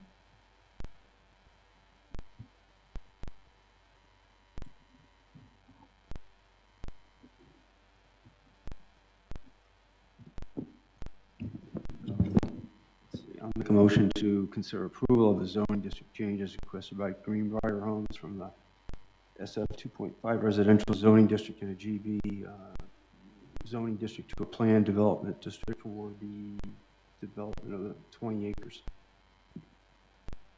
Do I have a second? I'll second that.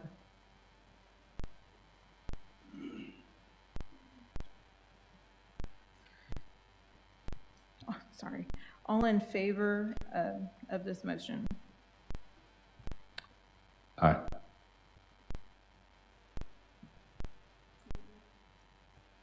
McLendon. No. Aye. Aye.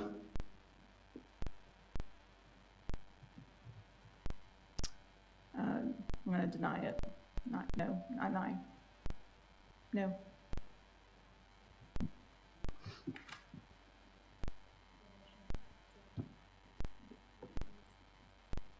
I voted in favor.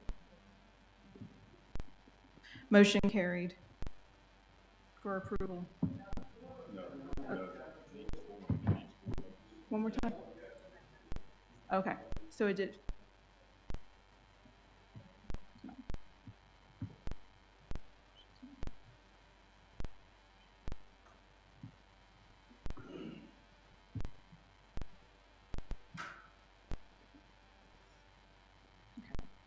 Thank you, Ren.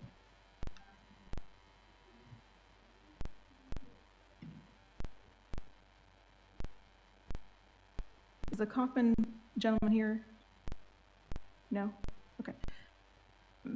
Okay, so we are on 6.3. Consider approval of a request by Oak National Development, LLC, to change the existing planned development district on approximately 148.25 acres of land from the current zoning district classification of planned development district Triple Creek to a new development district Legacy Park containing 335 single-family residential lots and a city park. The Rockwall Central Appraisal District property identification numbers are 11447 and 11438. Mr. Coker.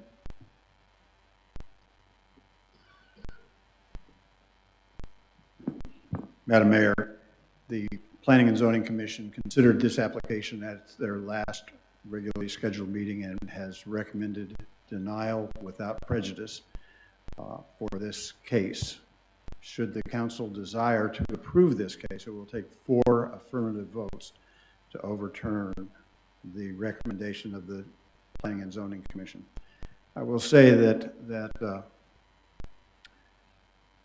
the applicant in this case has worked really hard with us to satisfy the concerns that we've had.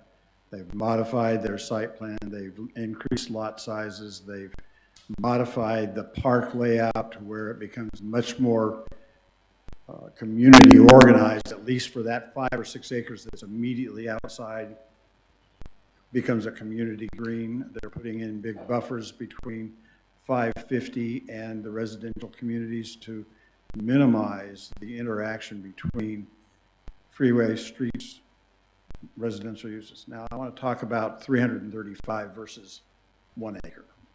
And I think somebody from the audience mentioned desired versus required. And I'm going to tell you that I think our future land use plan has a defect in it, because it says that these land uses, let's talk about for the Heritage Center, for instance. It says that we want to have 1 acre houses, exclusive of floodplain and parks and easements and things like that. And it goes on and has a long list of trails, parks, open space, mixed use. I mean, it's a long list of things. And those are all, so it breaks into 2 components: anticipated, 4 or 5 things, and then desired. And desired does not mean required. It does not mean required. Desired means we'd really like to have that, and the citizens have told us that that's what they want. But that's not what the rules say. Secondly, state law says that we are required, if we're going to change zoning, for it to comply with our comprehensive plan. Well, our comprehensive plan says it's up to you, because it says they're desired, not required. If it said that these elements are required, that would be a whole different deal, and I don't live in your city. But I'm telling you that I believe that this application is fully consistent with our comprehensive plan. And I'll do one other thing. We have historically allowed smaller lots, smaller than 1 acre, because it requires a 1 acre lot in our city and in our in both of our counties to have on-site sanitary sewer facilities. It takes a full acre. In some cases, I've made people who plat modify their plats because they included a lake that can't be included in the acreage. In this case, this applicant has secured 335 off-site sanitary sewer connections, which in the former comp plan that was replaced by the current one, there was an element in there and said if you had off-site sanitary facilities, lot size could be constrained, could be reduced. That's not what this one says. What it says is we desire to have 1 acre. We desire to have 1 acre, but that's not required. If it was required, I would have recommended something different than what I've recommended. The Planning and Zoning Commission recommended denial without prejudice. It will take 4 affirmative votes to approve this request. This applicant in this case has worked diligently with the city to make this thing consistent with the future and consistent with our future land use plan, which is the heritage element. I'd be glad to answer any questions that you might have.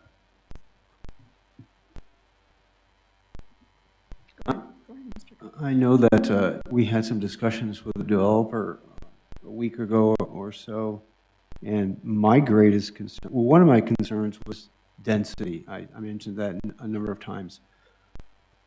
But something that complicated it was the park setup that they were providing.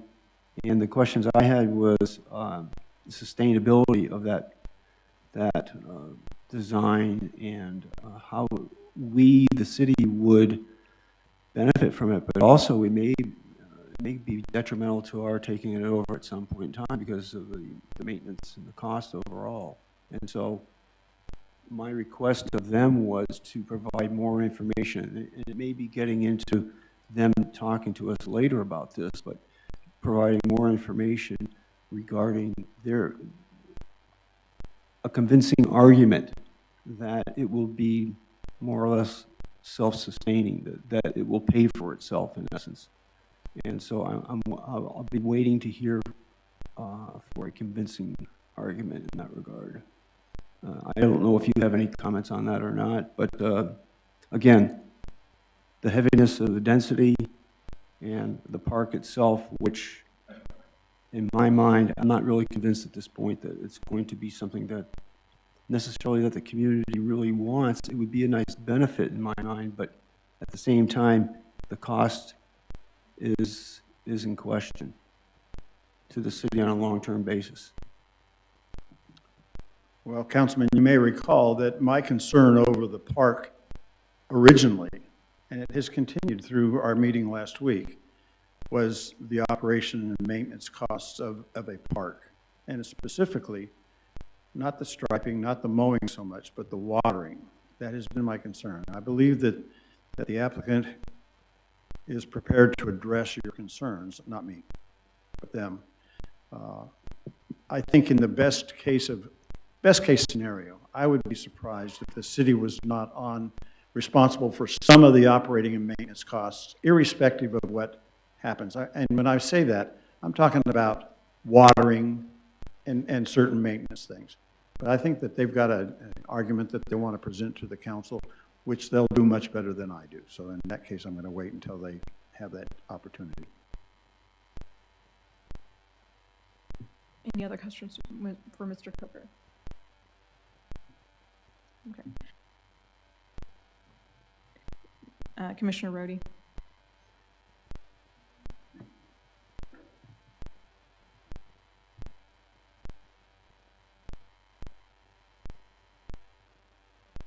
Mike. There we go. Again, following extensive and rigorous discussions, including a presentation with questions and answers by the applicant, the motion was made and second to disapprove the application. The motion carried unanimously by the commission. This was done without prejudice, thereby allowing the applicant to continue to work with the city to hopefully produce a compliant concept plan. The rationale for denial included the view of the commission the application is not in compliance with the city's comprehensive plan, including the desired density.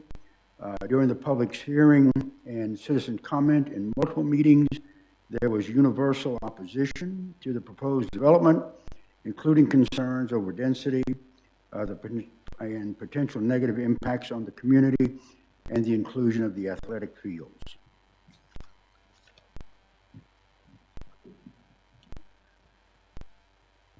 Mr. Webb.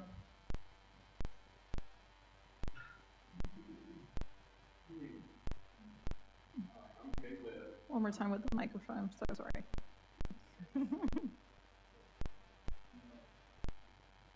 There you go. It's good to have kids sometimes. I'm Jay Webb, 912 Hamilton Court, McLendon-Chisholm. I'm with Altura Homes. Been a resident in McLendon-Chisholm for over 20 years. Served on the P&Z for 10 years, was chairman for half of that time.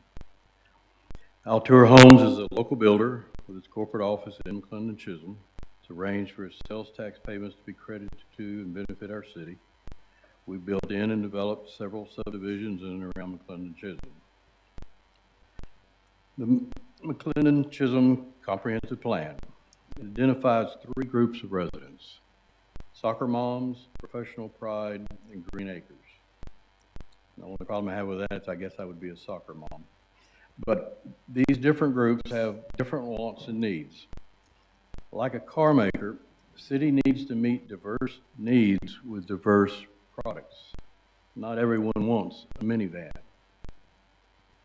If we start our slides. We've heard a lot about the comprehensive plan tonight. There's, if you can read the yellow, I can't. Hope y'all can. If not, I'll just read it to you from here. The specific objectives the comp plan aims to accomplish include identify desired current future public services, including essential services and their efficient delivery.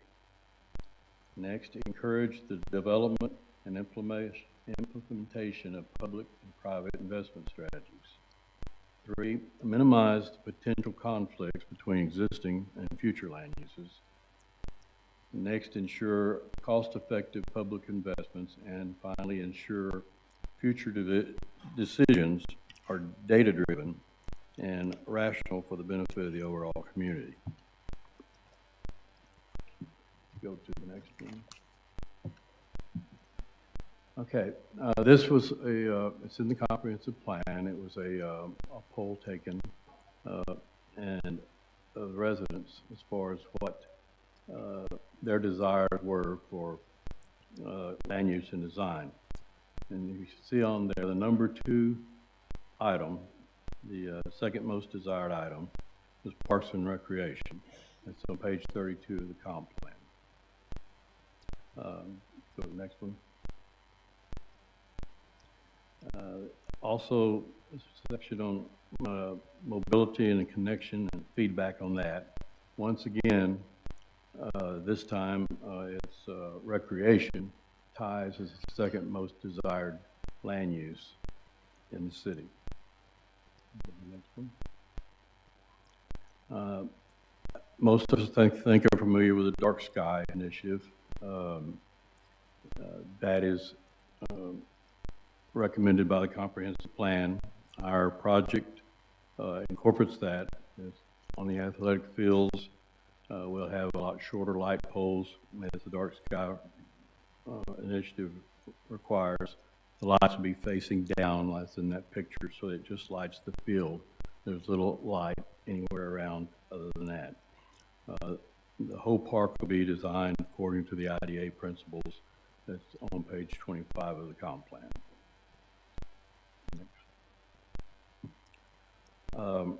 The plan also had a section of comments,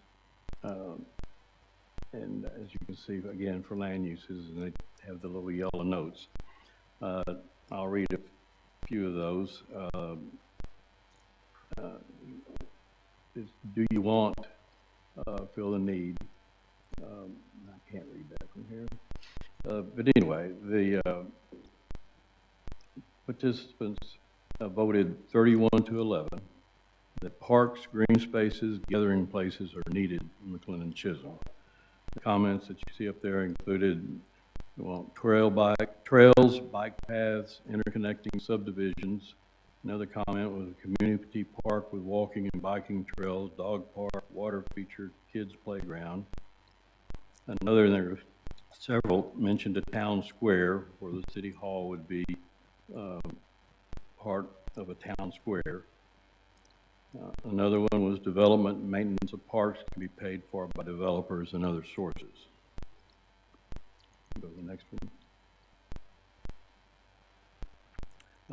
It's been talked a little bit about how to maintain the park and what kind of burden that might be on the city. This is a letter from the Solar Soccer Club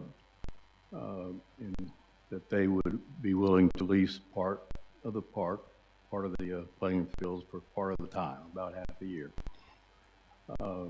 If you do the figures on, they quote so much per field per hour per day, those kind of things.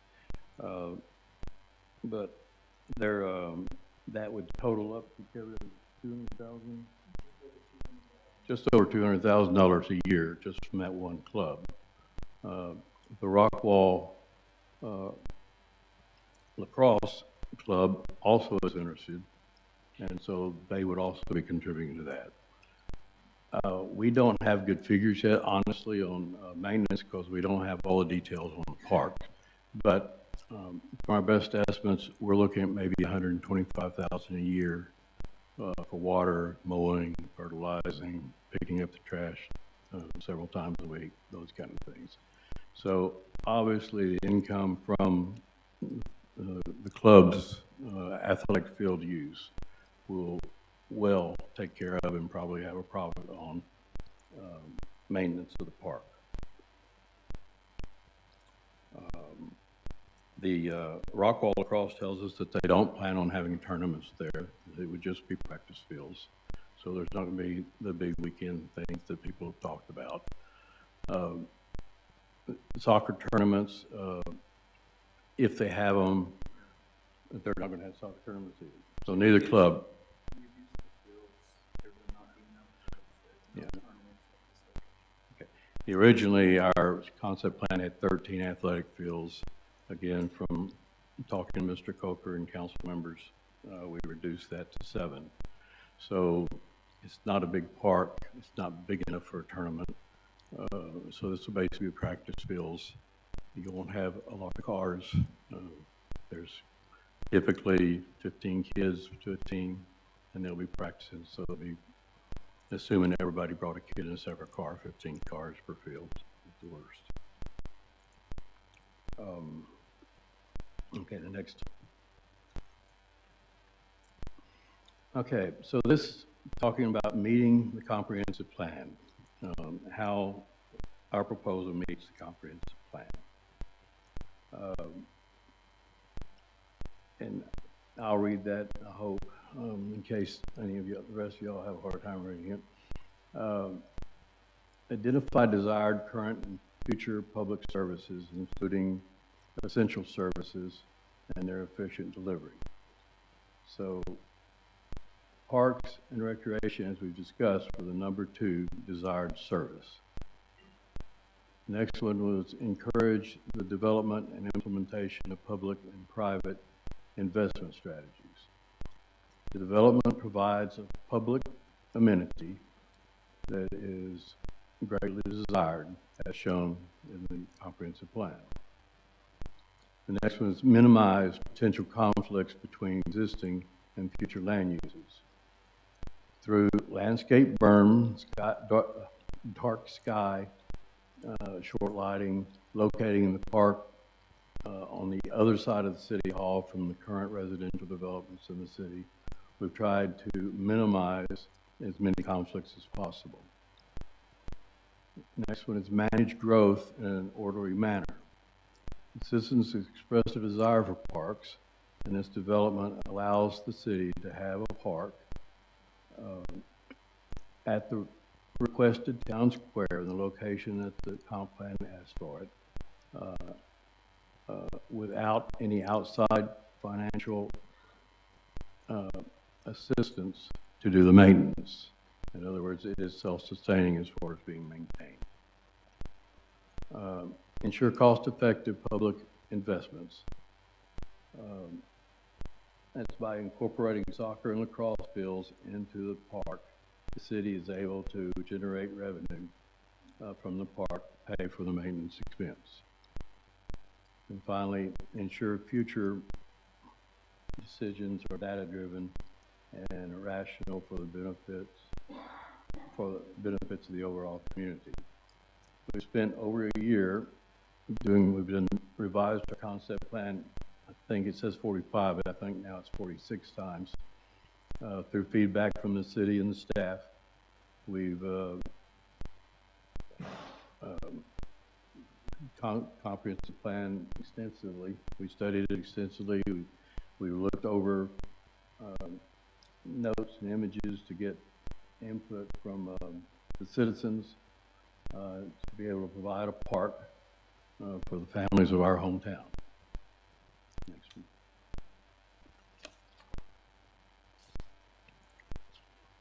So, addressing some citizen concerns, traffic. The previous traffic study for FM 550 showed currently it has 1,500 trips per day. And the current capacity, according to the study of FM 550, is 16,000 trips per day. So this park and this subdivision don't generate anywhere near that. And one of the concerns that's been expressed is about Chapel Hill. Well, the traffic going to the park, assuming it was coming from 205, from the other direction, if it missed the park entrance, it has to pass City Hall entrance, fire station entrance, and 2 Legacy Park Estates entrances that we're going to construct to get to Chapel Hill. So there wouldn't be anybody that could go past all of those entrances and then turn around on Chapel Hill. Next one. Light, we mentioned this, that the park will meet the dark sky principles as outlined on page 25 of the comp plan. I think it's good to understand that these are kids' athletic fields. These are not high school football stadiums. There's not hundreds of people. There's not huge lights to light up the whole area. Similar parks like this are all over the Metroplex in residential areas. I think they're looked upon as an amenity. I assume that's why those cities build them.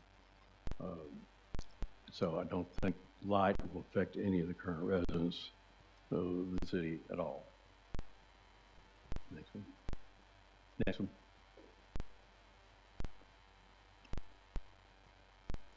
Noise. Can you turn to, and we're going to give you some audio. This is some audio taken by a lacrosse field during play.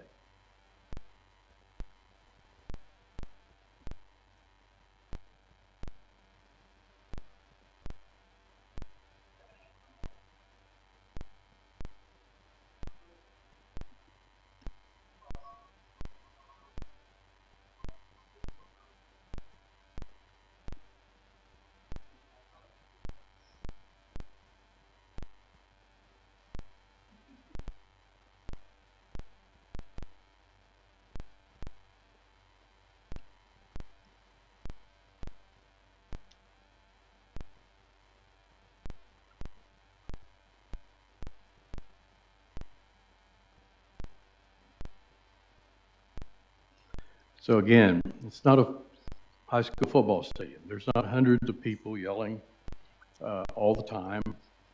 for and against their teams. There's usually 15 kids maybe on each side. And so there's 15 or 20 parents typically in lawn chairs sitting on the sidelines. When one team scores, those parents yell. The parents across usually are pretty silent and vice versa. So at worst, you've got 15 or 20 people yelling at a time in a field. And these fields are,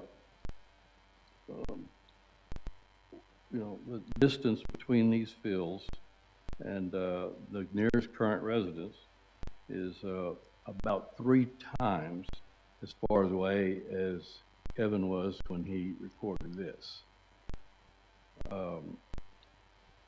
So I don't think there will be any noise problem that any current resident of the city will be able to hear. Personally, hearing kids yell and have fun is not a problem, but if it is, it's a pity, then I don't think that this will be a problem. Next one.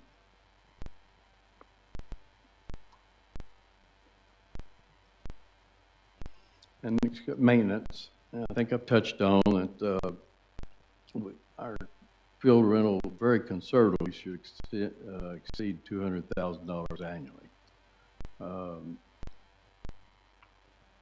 So the soccer and lacrosse fields will allow the city to generate revenue to pay for the maintenance expenses of the whole park.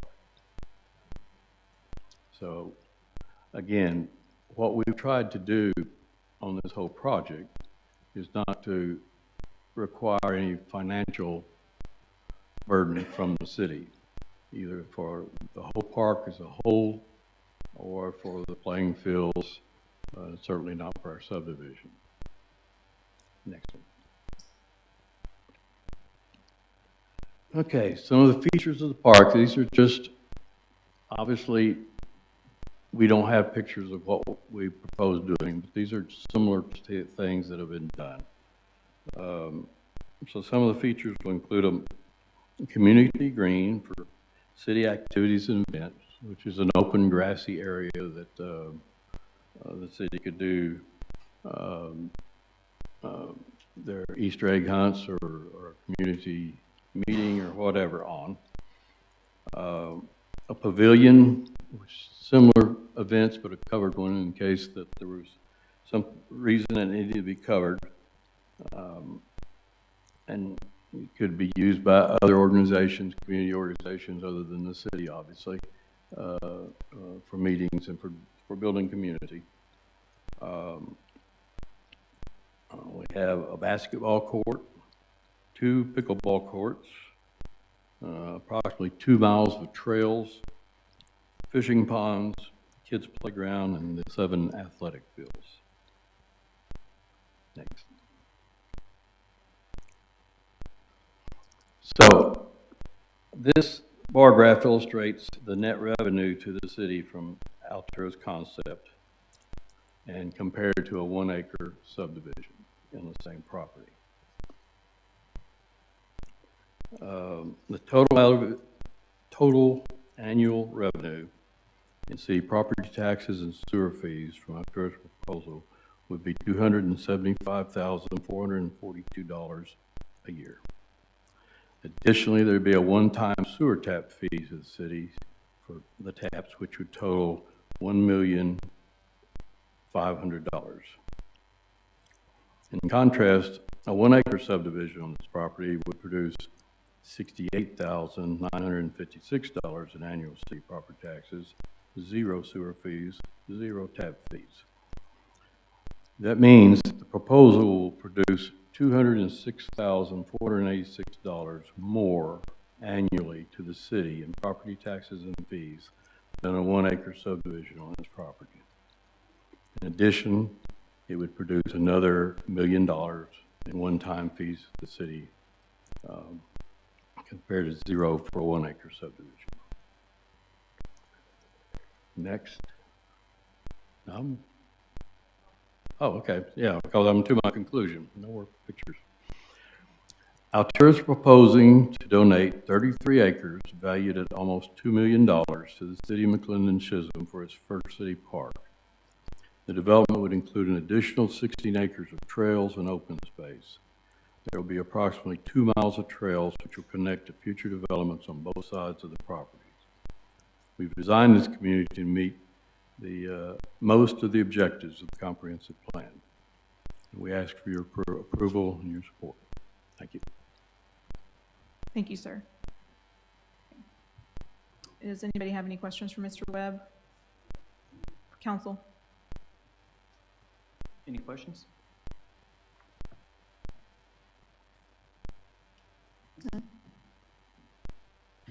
I will entertain a motion. I make a motion that we approve the request by Oak National Development, LLC, to change the existing planned development district on approximately 148.25 acres of land from the current zoning district classification of planned development district, Triple Creek, to a new planned development district, Legacy Park, containing 335 single-family residential lots in a city park. The Rockwall Central appraisal. Do I have a second? I'll second that.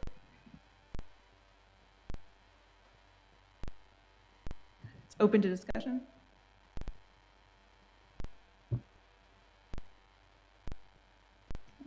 I hear none. Motion has been approved by Jennifer, seconded by Mr. McNeil. All in favor?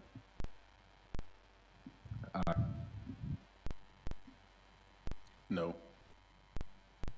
Aye. No. Okay, so it was 2 noes. What was yours? Who's on?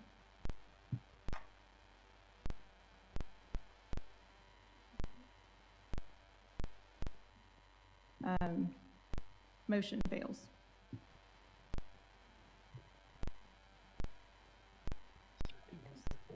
Okay.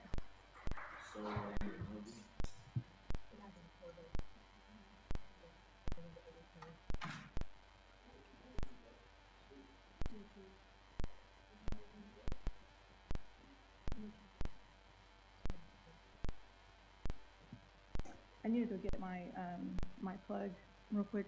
My computer's about to die. Okay, thank you.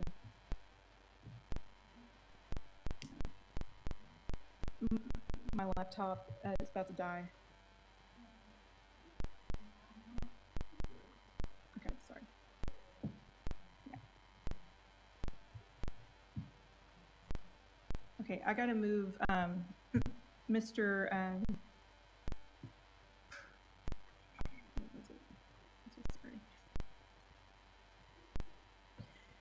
We're going to go move to 6.6 because we have a visitor here. So it's going to be discussion and action regarding proposal and term sheet for fire protection and emergency medical services for River Rock Trails. Mr. Miles. Yeah.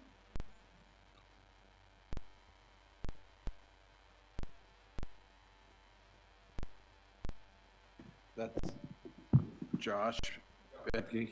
He's their representing attorney, and he is here to answer any questions. If you just allow me to introduce it, maybe a second, if that's okay. Chief Simmons was part of this as well. This is an agreement. This is between the city and River Rocks Development, River Rock Trails, which is D.R. Horton. Almost exactly similar to the agreement that you did on Poetry Road, but they've added a fire station construction for us. If you look at the staff report, it shows the articulated items of benefit to the city. Number 6, let me tell you those real quick.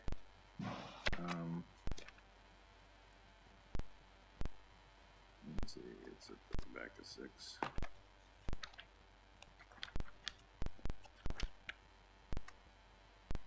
right. Okay, so this agreement shall contain A through G, a 5-year term with automatic 1-year renewal terms. City shall provide fire protection and emergency medical services to persons, buildings, and property located within the 2 MUDs. The city shall provide all personnel to do that. The MUD shall pay the city $15 per month for each residential property and for each 2,000 square foot non-residential property. This monthly fee may increase annually per CPI adjustments. The MUD shall dedicate a public safety site for fire and EMS no greater than 1.5 acres. And MUD shall design a home with an oversized garage sufficient to house a fire engine and fire station and dedicate the structure to the city. What was requested, and the chief's here if you have some specific questions, it's kind of going that way here in the Metroplex instead of the traditional fire stations that are needed in a residential area, to house the central station within a home structure in a neighborhood. So on the outside it looks and is landscaped, it looks like a house, but with a big facility to hold the storage area to hold the engine and other equipment that the fire station needs.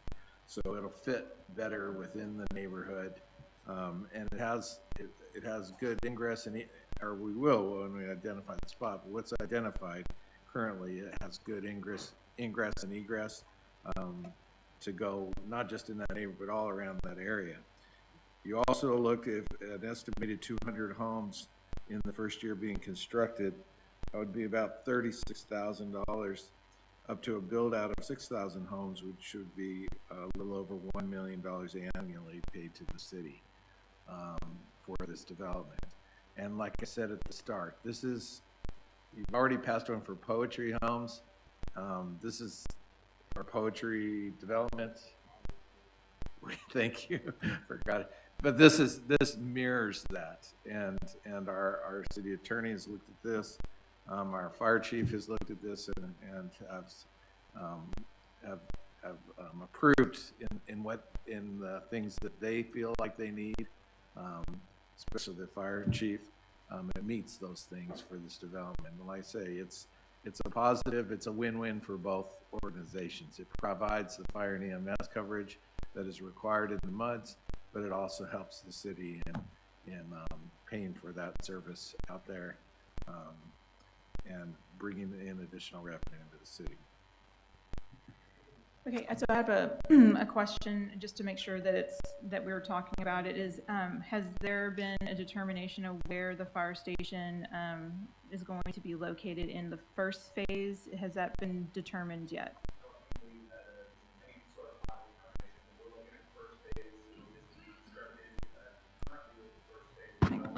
One more time, sir. I'm sorry. Yeah. Oh, there we go. Sorry. Nope. Yes, so specific location has not been determined yet, but it would be in the first phase of development and be constructed concurrently with the first phase of development so that it is able to serve the entire community. And then Chief Simmons, you know, because we have some changes with the medical portion with the fire department. Can you, because there's a topic about the emergency medical services, can you make sure to reiterate what that service is so that there's no confusion?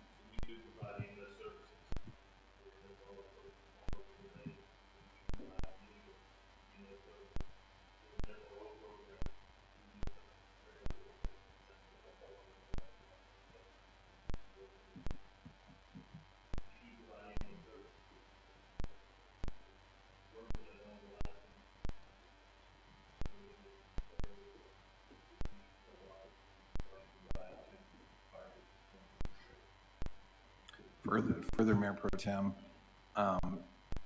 we actively do that, but through contract, the transport services would be provided for these 2 MUDs, exactly like it provides it throughout for all of McLendon-Chisholm. So everything will happen as if what happens here in the city. So Chief, are you saying that McLendon-Chisholm is currently providing an equivalent level of service, EMS service, that county EMS is providing? Short of transport.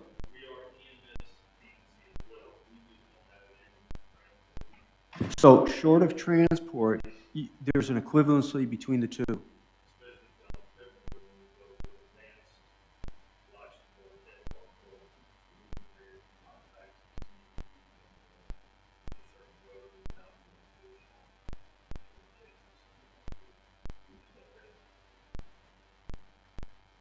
Okay, I'm a little perplexed by this. You're saying you're at a certain level, you're going to another level, which is advanced. Is the current EMS in the county at that level of advanced? Because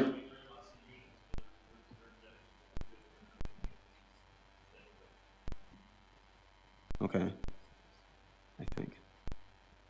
Okay.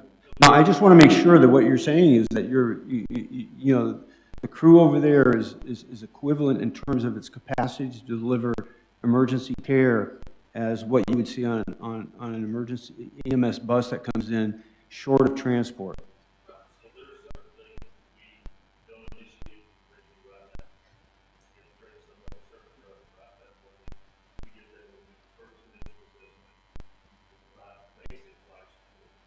Okay.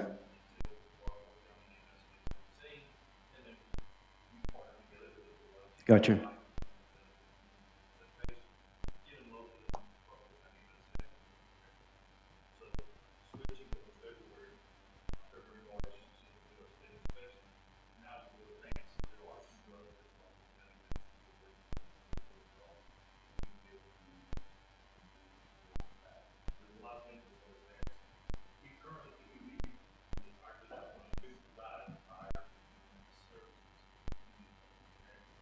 Okay, thanks. I need a clarification on this because I'm confounded by the description, but yeah, I got it.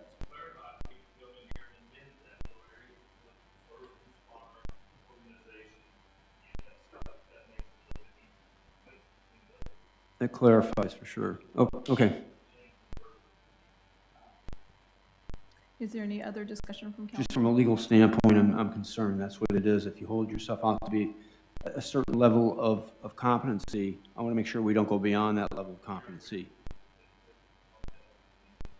Okay, good enough. So we have a lot of paramedics and AMT, and we work with our partner, and we're actually with us now, advancing that program, and it allows them to do more things because it's all systems. That was just point of clarification, Mr. I think also, Mayor Pro Tem, that the contract, Josh can correct me if I'm wrong, says equivalent to what's being provided for the citizens of McLendon-Chisholm. So as Councilmember Tucker states, I mean, we will do equivalent, exactly what we do currently with our residents, but that will be stepped up from a BLS level to an ALS level here in a few months.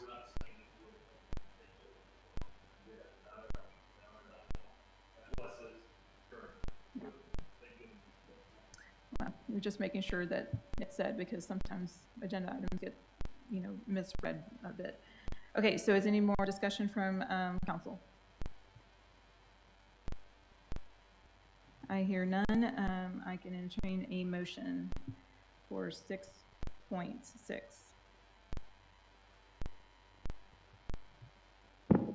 Make a motion to for the proposal to be accepted as provided for fire protection and emergency medical services for Rock River Trails. River Rock Trails. Do I have a second? I'll second that. All in favor? Aye. Aye. Motion passes. Thank you. Thank you, Jeff.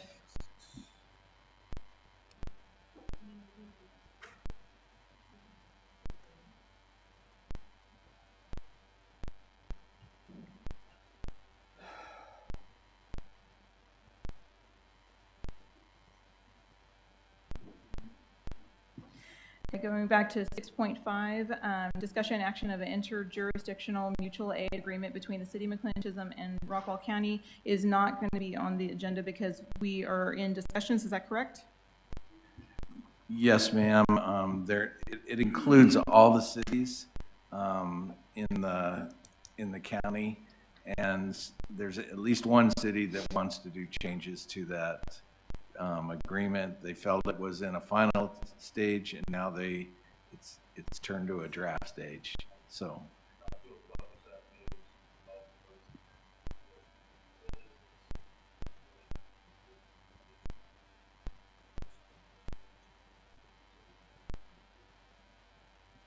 Shelley, did you take note of that? Okay. Yes, ma'am. Thank you. Okay, we are on 6.4, discussion and action regarding amending ordinance 2023-07, granting to Blackland Water Supply Corporation the right, privilege, and non-exclusive franchise to construct, install, extend, remove, replace, abandon, operate, and maintain its facilities within the public rights-of-way of the City of McLendon-Chisholm, Texas, transportation, delivery, sale, and distribution of potable water. Just for quick background, Blackland did approve this with changes, which was to amend the item from 5 years to 2 years, and that was in your staff report as well. Is that right? Okay. And so that's the only change that needs to be done because the mayor needs to re-sign that ordinance. So they re-sign that ordinance. Yes, ma'am. That's the only change, changing from 5 years to 2 years, and so. The key word here is amending our existing ordinance to recognize that change. Okay. Yeah, I can entertain a motion. I move that we amend the ordinance 2023-07, granting Blackland Water Supply Corp. the right, privilege, and non-exclusive franchise to construct, install, extend, remove, replace, abandon, operate, and maintain its facilities within the public rights-of-way of the City of McLendon-Chisholm, Texas, the transportation deliveries for the transportation, delivery, sale, and distribution of potable water. Second. Mr. McLendon, second it. I will entertain. All in favor? Any discussion? A quick question: why did they want to change the term? I think through the discussion of their board, they felt like there could be potential changes into the future and weren't sure. I mean, the unknown future, I would guess, would be the best way to state that. They weren't necessarily crazy against the 5, but felt more comfortable with the 2. It also had to do with the state legislature. It was kind of mid-year, so that's another thing because laws could change and stuff. So,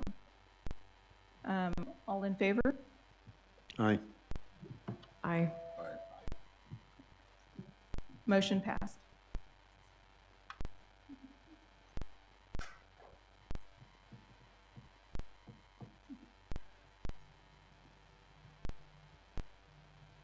Okay, we're going to move to 6.8, solid waste billing from CWD to Infomark. We have a staff report from Mr. Conrad Hillebrand. Yes, ma'am.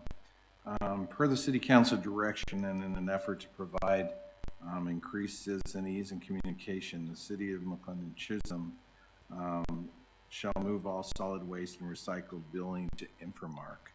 The Sonoma Verde development will receive their sanitary sewer and solid waste recycling invoices on the same invoice.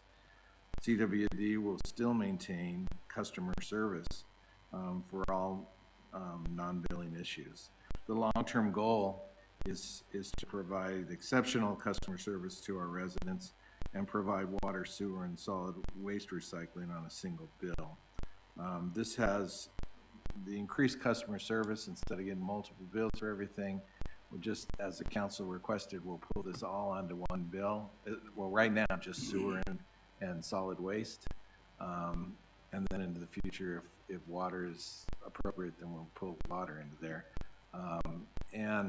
And there's no additional cost by Infomark to do this. And just for a point of clarification, did we say that it was going to start in January?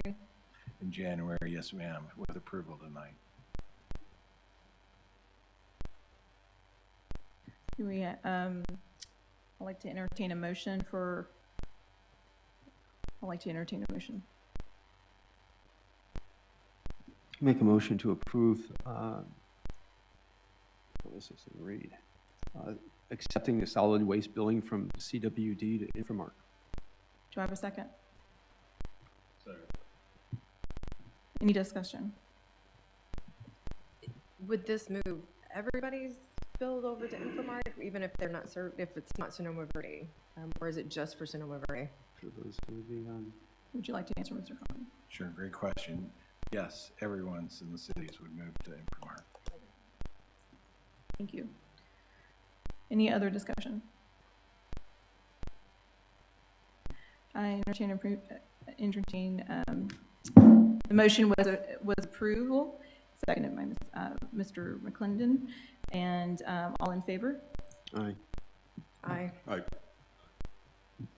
Motion passes. Okay, we're on 6.9, discussion and action regarding proposal from Burdette Land Place for professional architectural services. We have the Heritage Center proposal in and the staff report. Mr. Hildebrand.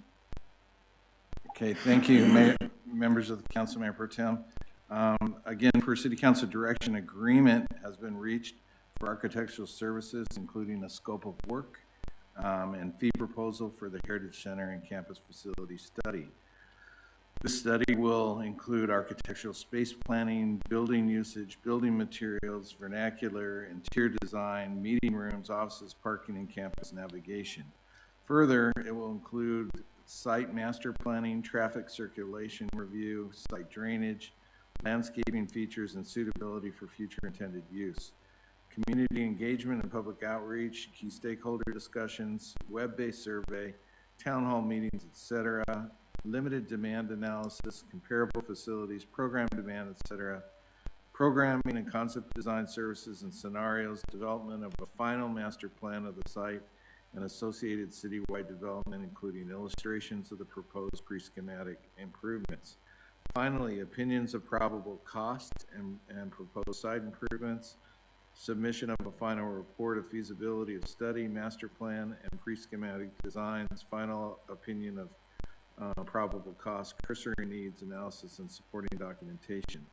The cost proposed for this is $67,000.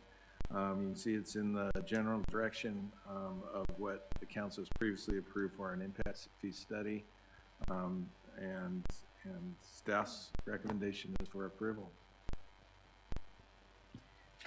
Mr. Coker, do you have anything to contribute on this item? Okay.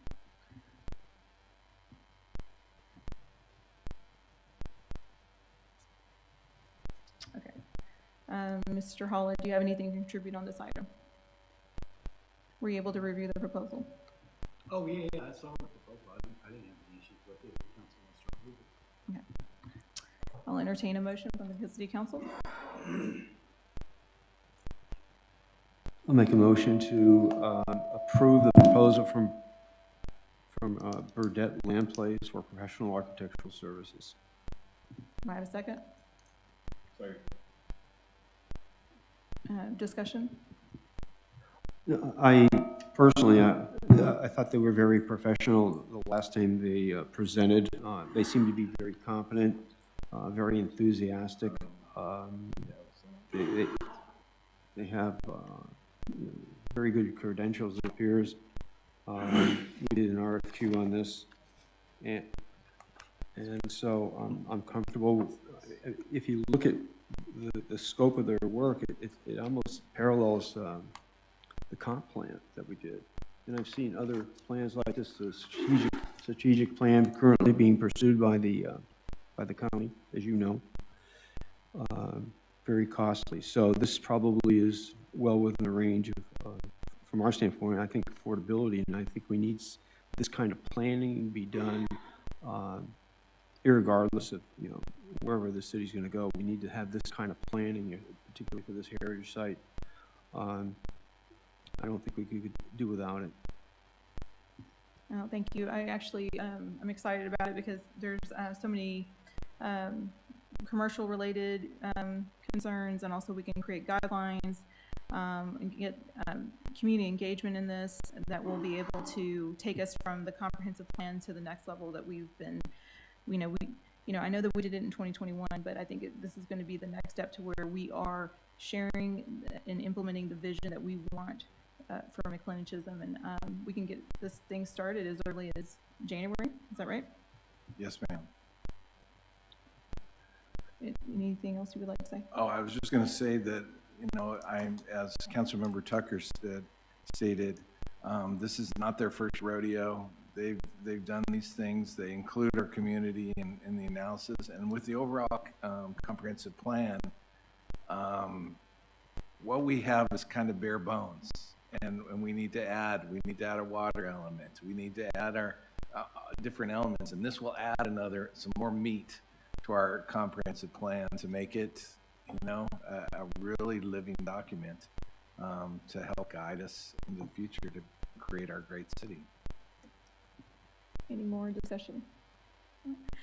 All in favor? Aye. Aye. Motion passed. Okay, this is 6.11. We're going to discussion and approval of an interlocal cooperation agreement for ETJ authority land use regulations between City of McLendon-Chisholm and Kaufman County, Texas. Thank you, sir.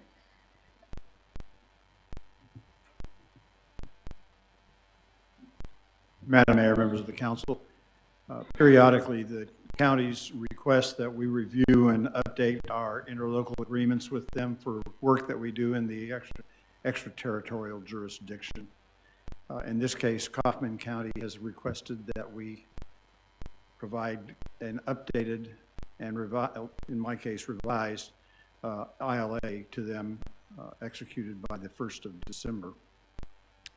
I've reviewed this, and I've used this before it was amended in 2020 and before that, and most of the elements I'm in full compliance with and concurrence with, and it's not a problem to deal with, but there are two issues that I think are important to us. One is the current ILA says that the thoroughfare plan that we are supposed to use is the Kaufman County thoroughfare plan, and we have a thoroughfare plan, and the Kaufman County thoroughfare plan, they ought to do this. They ought to come together seamlessly, but they don't. They actually go like this. They don't fit.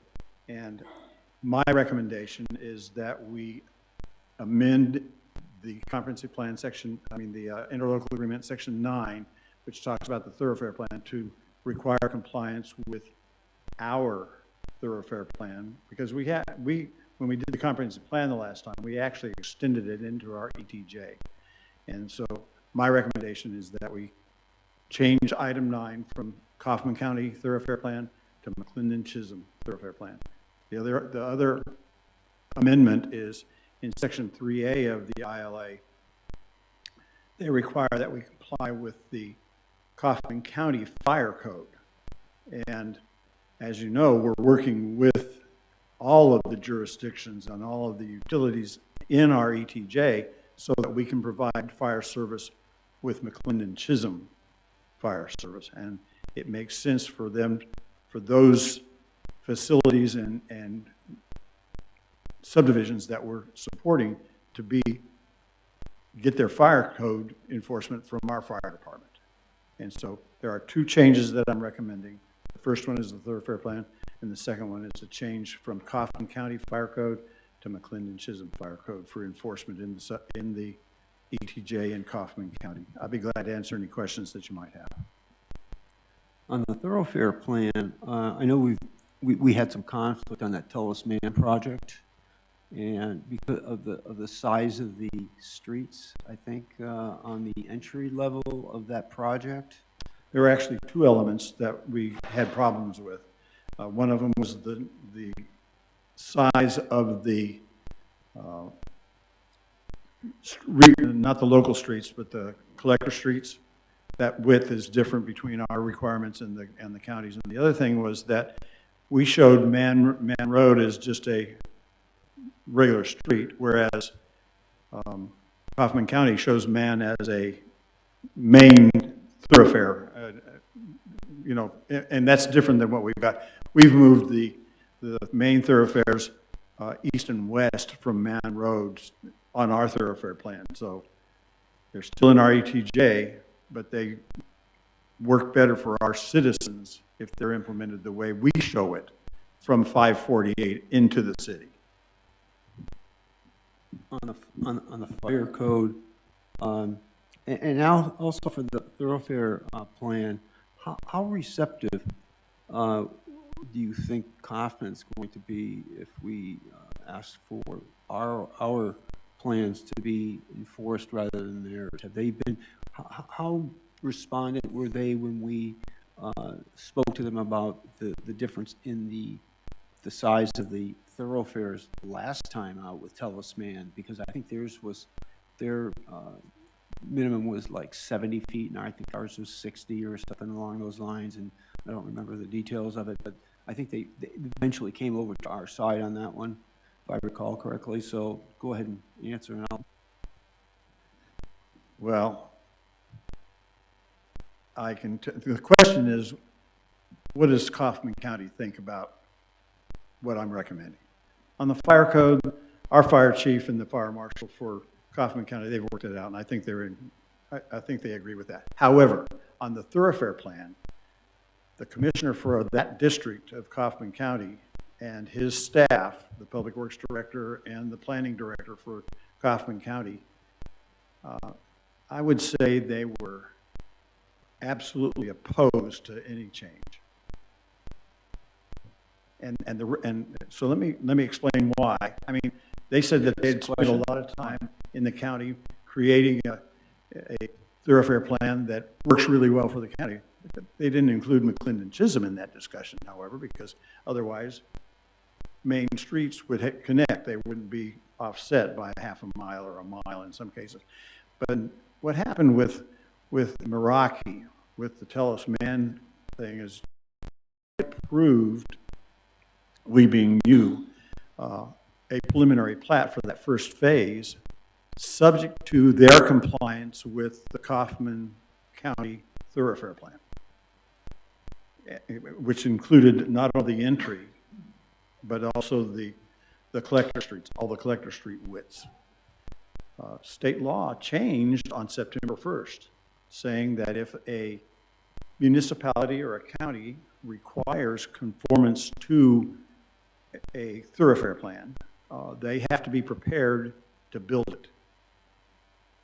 And Kaufman County is not prepared to build what their thoroughfare plan showed. I don't think we're prepared to build some of that, but our developers are prepared to build coincident with what we recommend. And actually, so we got a revised application, the commission looked at it, you all looked at it, where Meraki, the Tellus-Mann project first phase, ended up complying with our thoroughfare plan. But to answer the question, I think the county is going to bow their back on using our thoroughfare plan. But if you don't ask, the answer is always no. To jump on a little bit about what he's saying, in essence, from a practical standpoint, we really can't enforce the county's thoroughfare plan in our ETJ, because like he said, we'd be responsible for building it. So it's going to be difficult for us to even want to enforce our thoroughfare plan, I mean, in the ETJ. Normally what your thoroughfare plan is, it's a notice document to all developers that say, hey, look, it's your property. You can do what you want with it. But, you know, if we need a fire lane, if we need fire hydrants, if we need whatever to get through here on notice, if you build something on it later on down, you know, we move it. Now, there are still issues with condemnation, inverse, you know, condemnation claims and things like that, but they're attenuated because the thoroughfare plan shows that we might need that. Okay, this is now completely different. It's yet again that developers have paid state legislatures enough money, and so now this is what's happening. Cities get the short end of the stick. So I don't really have an issue with this change on that, because it's really going to kind of stick it to us in the thoroughfare plan. What I like about it is, as everybody here is probably familiar with 242.001, D, which requires us to have an agreement. That's a statute that requires us to have an agreement in the ETJ to cover plats in the ETJ. I always like for us, as you've said countless times, we have zero control over what people do in the ETJ. If they comply with the subdivision ordinance, they can put the nastiest smelling zoo that they want to put. They can put a metalworking plant right across the street from a bunch of residents in the city if they want to do that in the ETJ, as long as it complies with the plat. So if that's our only tool for regulating in the ETJ, why would we want to not have the one tool that we do have? And the agreement reflects that we do get to have control over the plats and ETJ, so that's something that we get in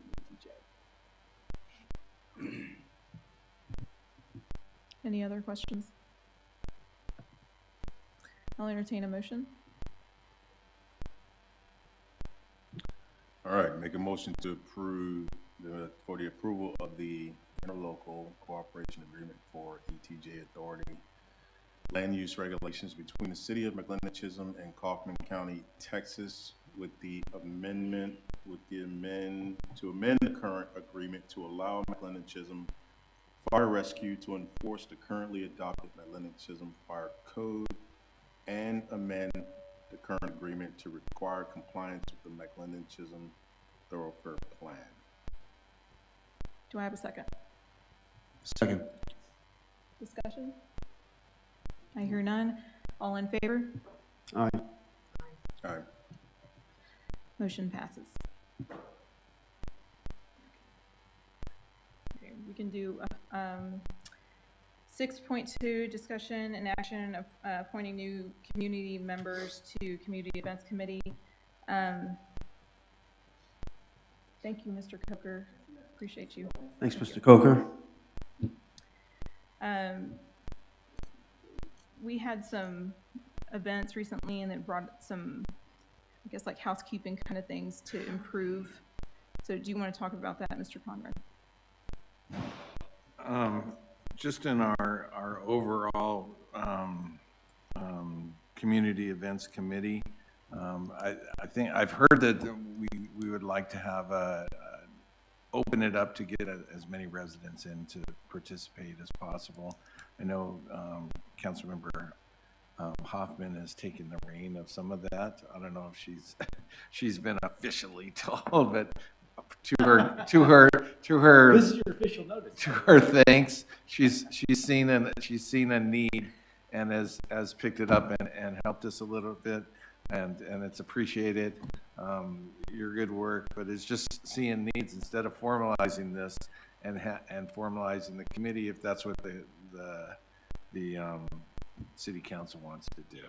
So, Well, originally it was there's like so many different types of volunteerism that you can do in the city, and specifically like the December 1st is a big one. There's multiple people that have like a gifted talent of being able to do some crafting. Yeah. and there's multiple people on staff that do certain things, and there's things that happen during the day that sometimes that needs to be addressed. And so so I was going to suggest like for us to start having like something online to where you can apply that you want to volunteer for something. And I don't know if the council would agree to just try to get that ball rolling. I know we had a good response from the Planning and Zoning BOA in the, I think it was like some letters that were sent out in May to try a bunch. There were a bunch, yeah. Okay.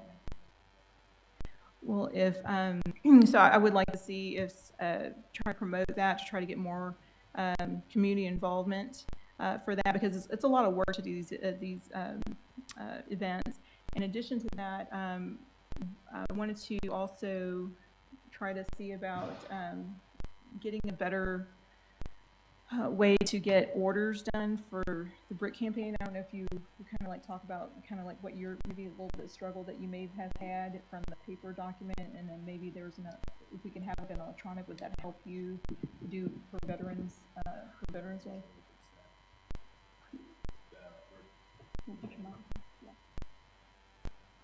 Brick campaign has been pushed over to staff. Shelley's going to be taking that over. So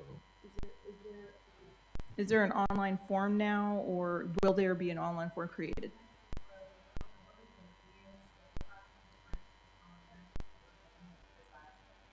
Okay, so when do you think that we'll be able to have information about that? Okay, awesome. Thank you. Okay. Awesome. And then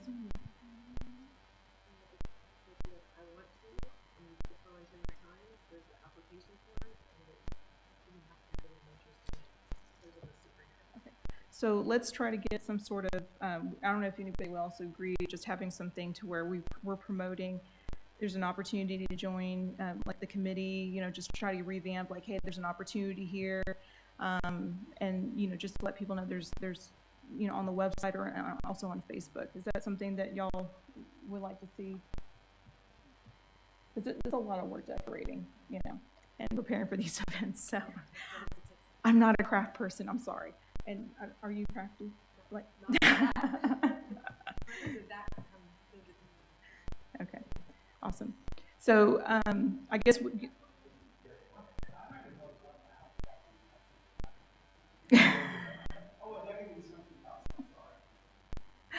I tell you what. Would you mind if would y'all be okay with we just give direction to staff to be to go ahead and start promoting that online and also on the website? Is that something that would be agreeable? Okay, awesome. So that's direction. Thank you. Is there anything else? I also want to state that with what his council has said about the brick campaign, I believe that is a staff job. And for us to do it, I mean, you guys can do the ceremonies but we'll provide as much assistance as we can, and that's something that we'd like to do. And thank you for observing that and finding that out and giving it to us to do. So thank you. Thank you so much for wanting to do that. We appreciate you. I believe it was actually Shelley who brought that up.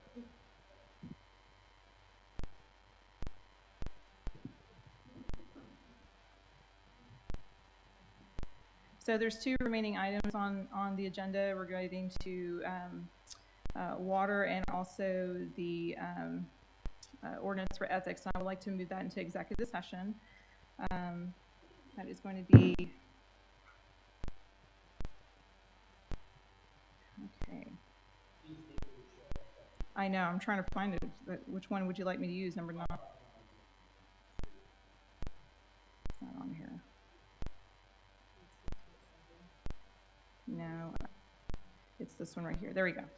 Okay, so we're going to go into executive session, adjourn into executive session in accordance with Texas Government Code Section 551.071, consultation with the attorney, discuss the status of alternatives to the city's current PUC application as it relates to RCH and water issue as it relates to the PUC application and/or negotiations with RCH.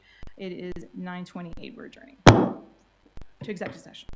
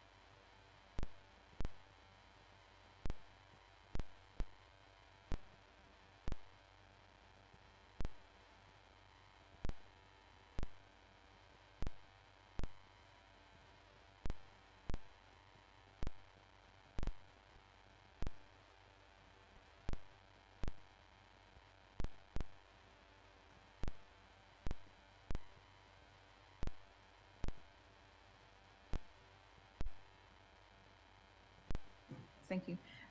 We just, 9:56 p.m., we have returned from executive session. Now we're reconvening into open session. No action was taken. And I need to go back up to, okay, so brief discussion about 6.7 review of ordinance 2016-09 Code of Ethics. This is just kind of a reminder that we have processes and all that, and there's no further discussion that needs to take place on this. And then as far as the 6.10, discuss the status of alternatives to city current PUC application as it relates to RCH and any water issue as it relates to the PUC application and our negotiations with RCH. I'm just going to give an update regarding the response from our attorney, which is we had a filing on September 29th, and there's been a couple of orders that have been coming through the interchange for the PUC Utility Commission interchange. Our attorney, Emily Rogers, is on top of it, where she's keeping us informed about the request that's been made for staff recommendations. There's two items or two answers that they usually give. It's either sufficient or deficient. And deficient does not mean that it's been denied or declined or anything like that. It usually means that there is questions related to that. And so that's what is going on right now. It is deficient. And then there's staff recommendations regarding some responses, and we have until November 30th. So one of the administrative completeness that's expected is to update the maps, and from my understanding, she has informed us that her GSI person is waiting on some information from the Public Utility Commission mapping staff, and so we don't have anything else that is due because there's already been a response to an item that was sent in for RCH as it pertains to the process of responding as an intervener. Okay, and then as far as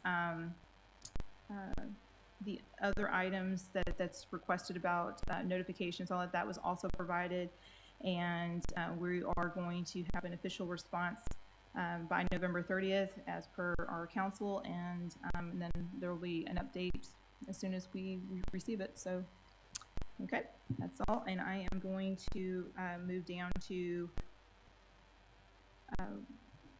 council reports on anything that's city related business, any announcements, anything. Mr. Tucker, you go first if you like.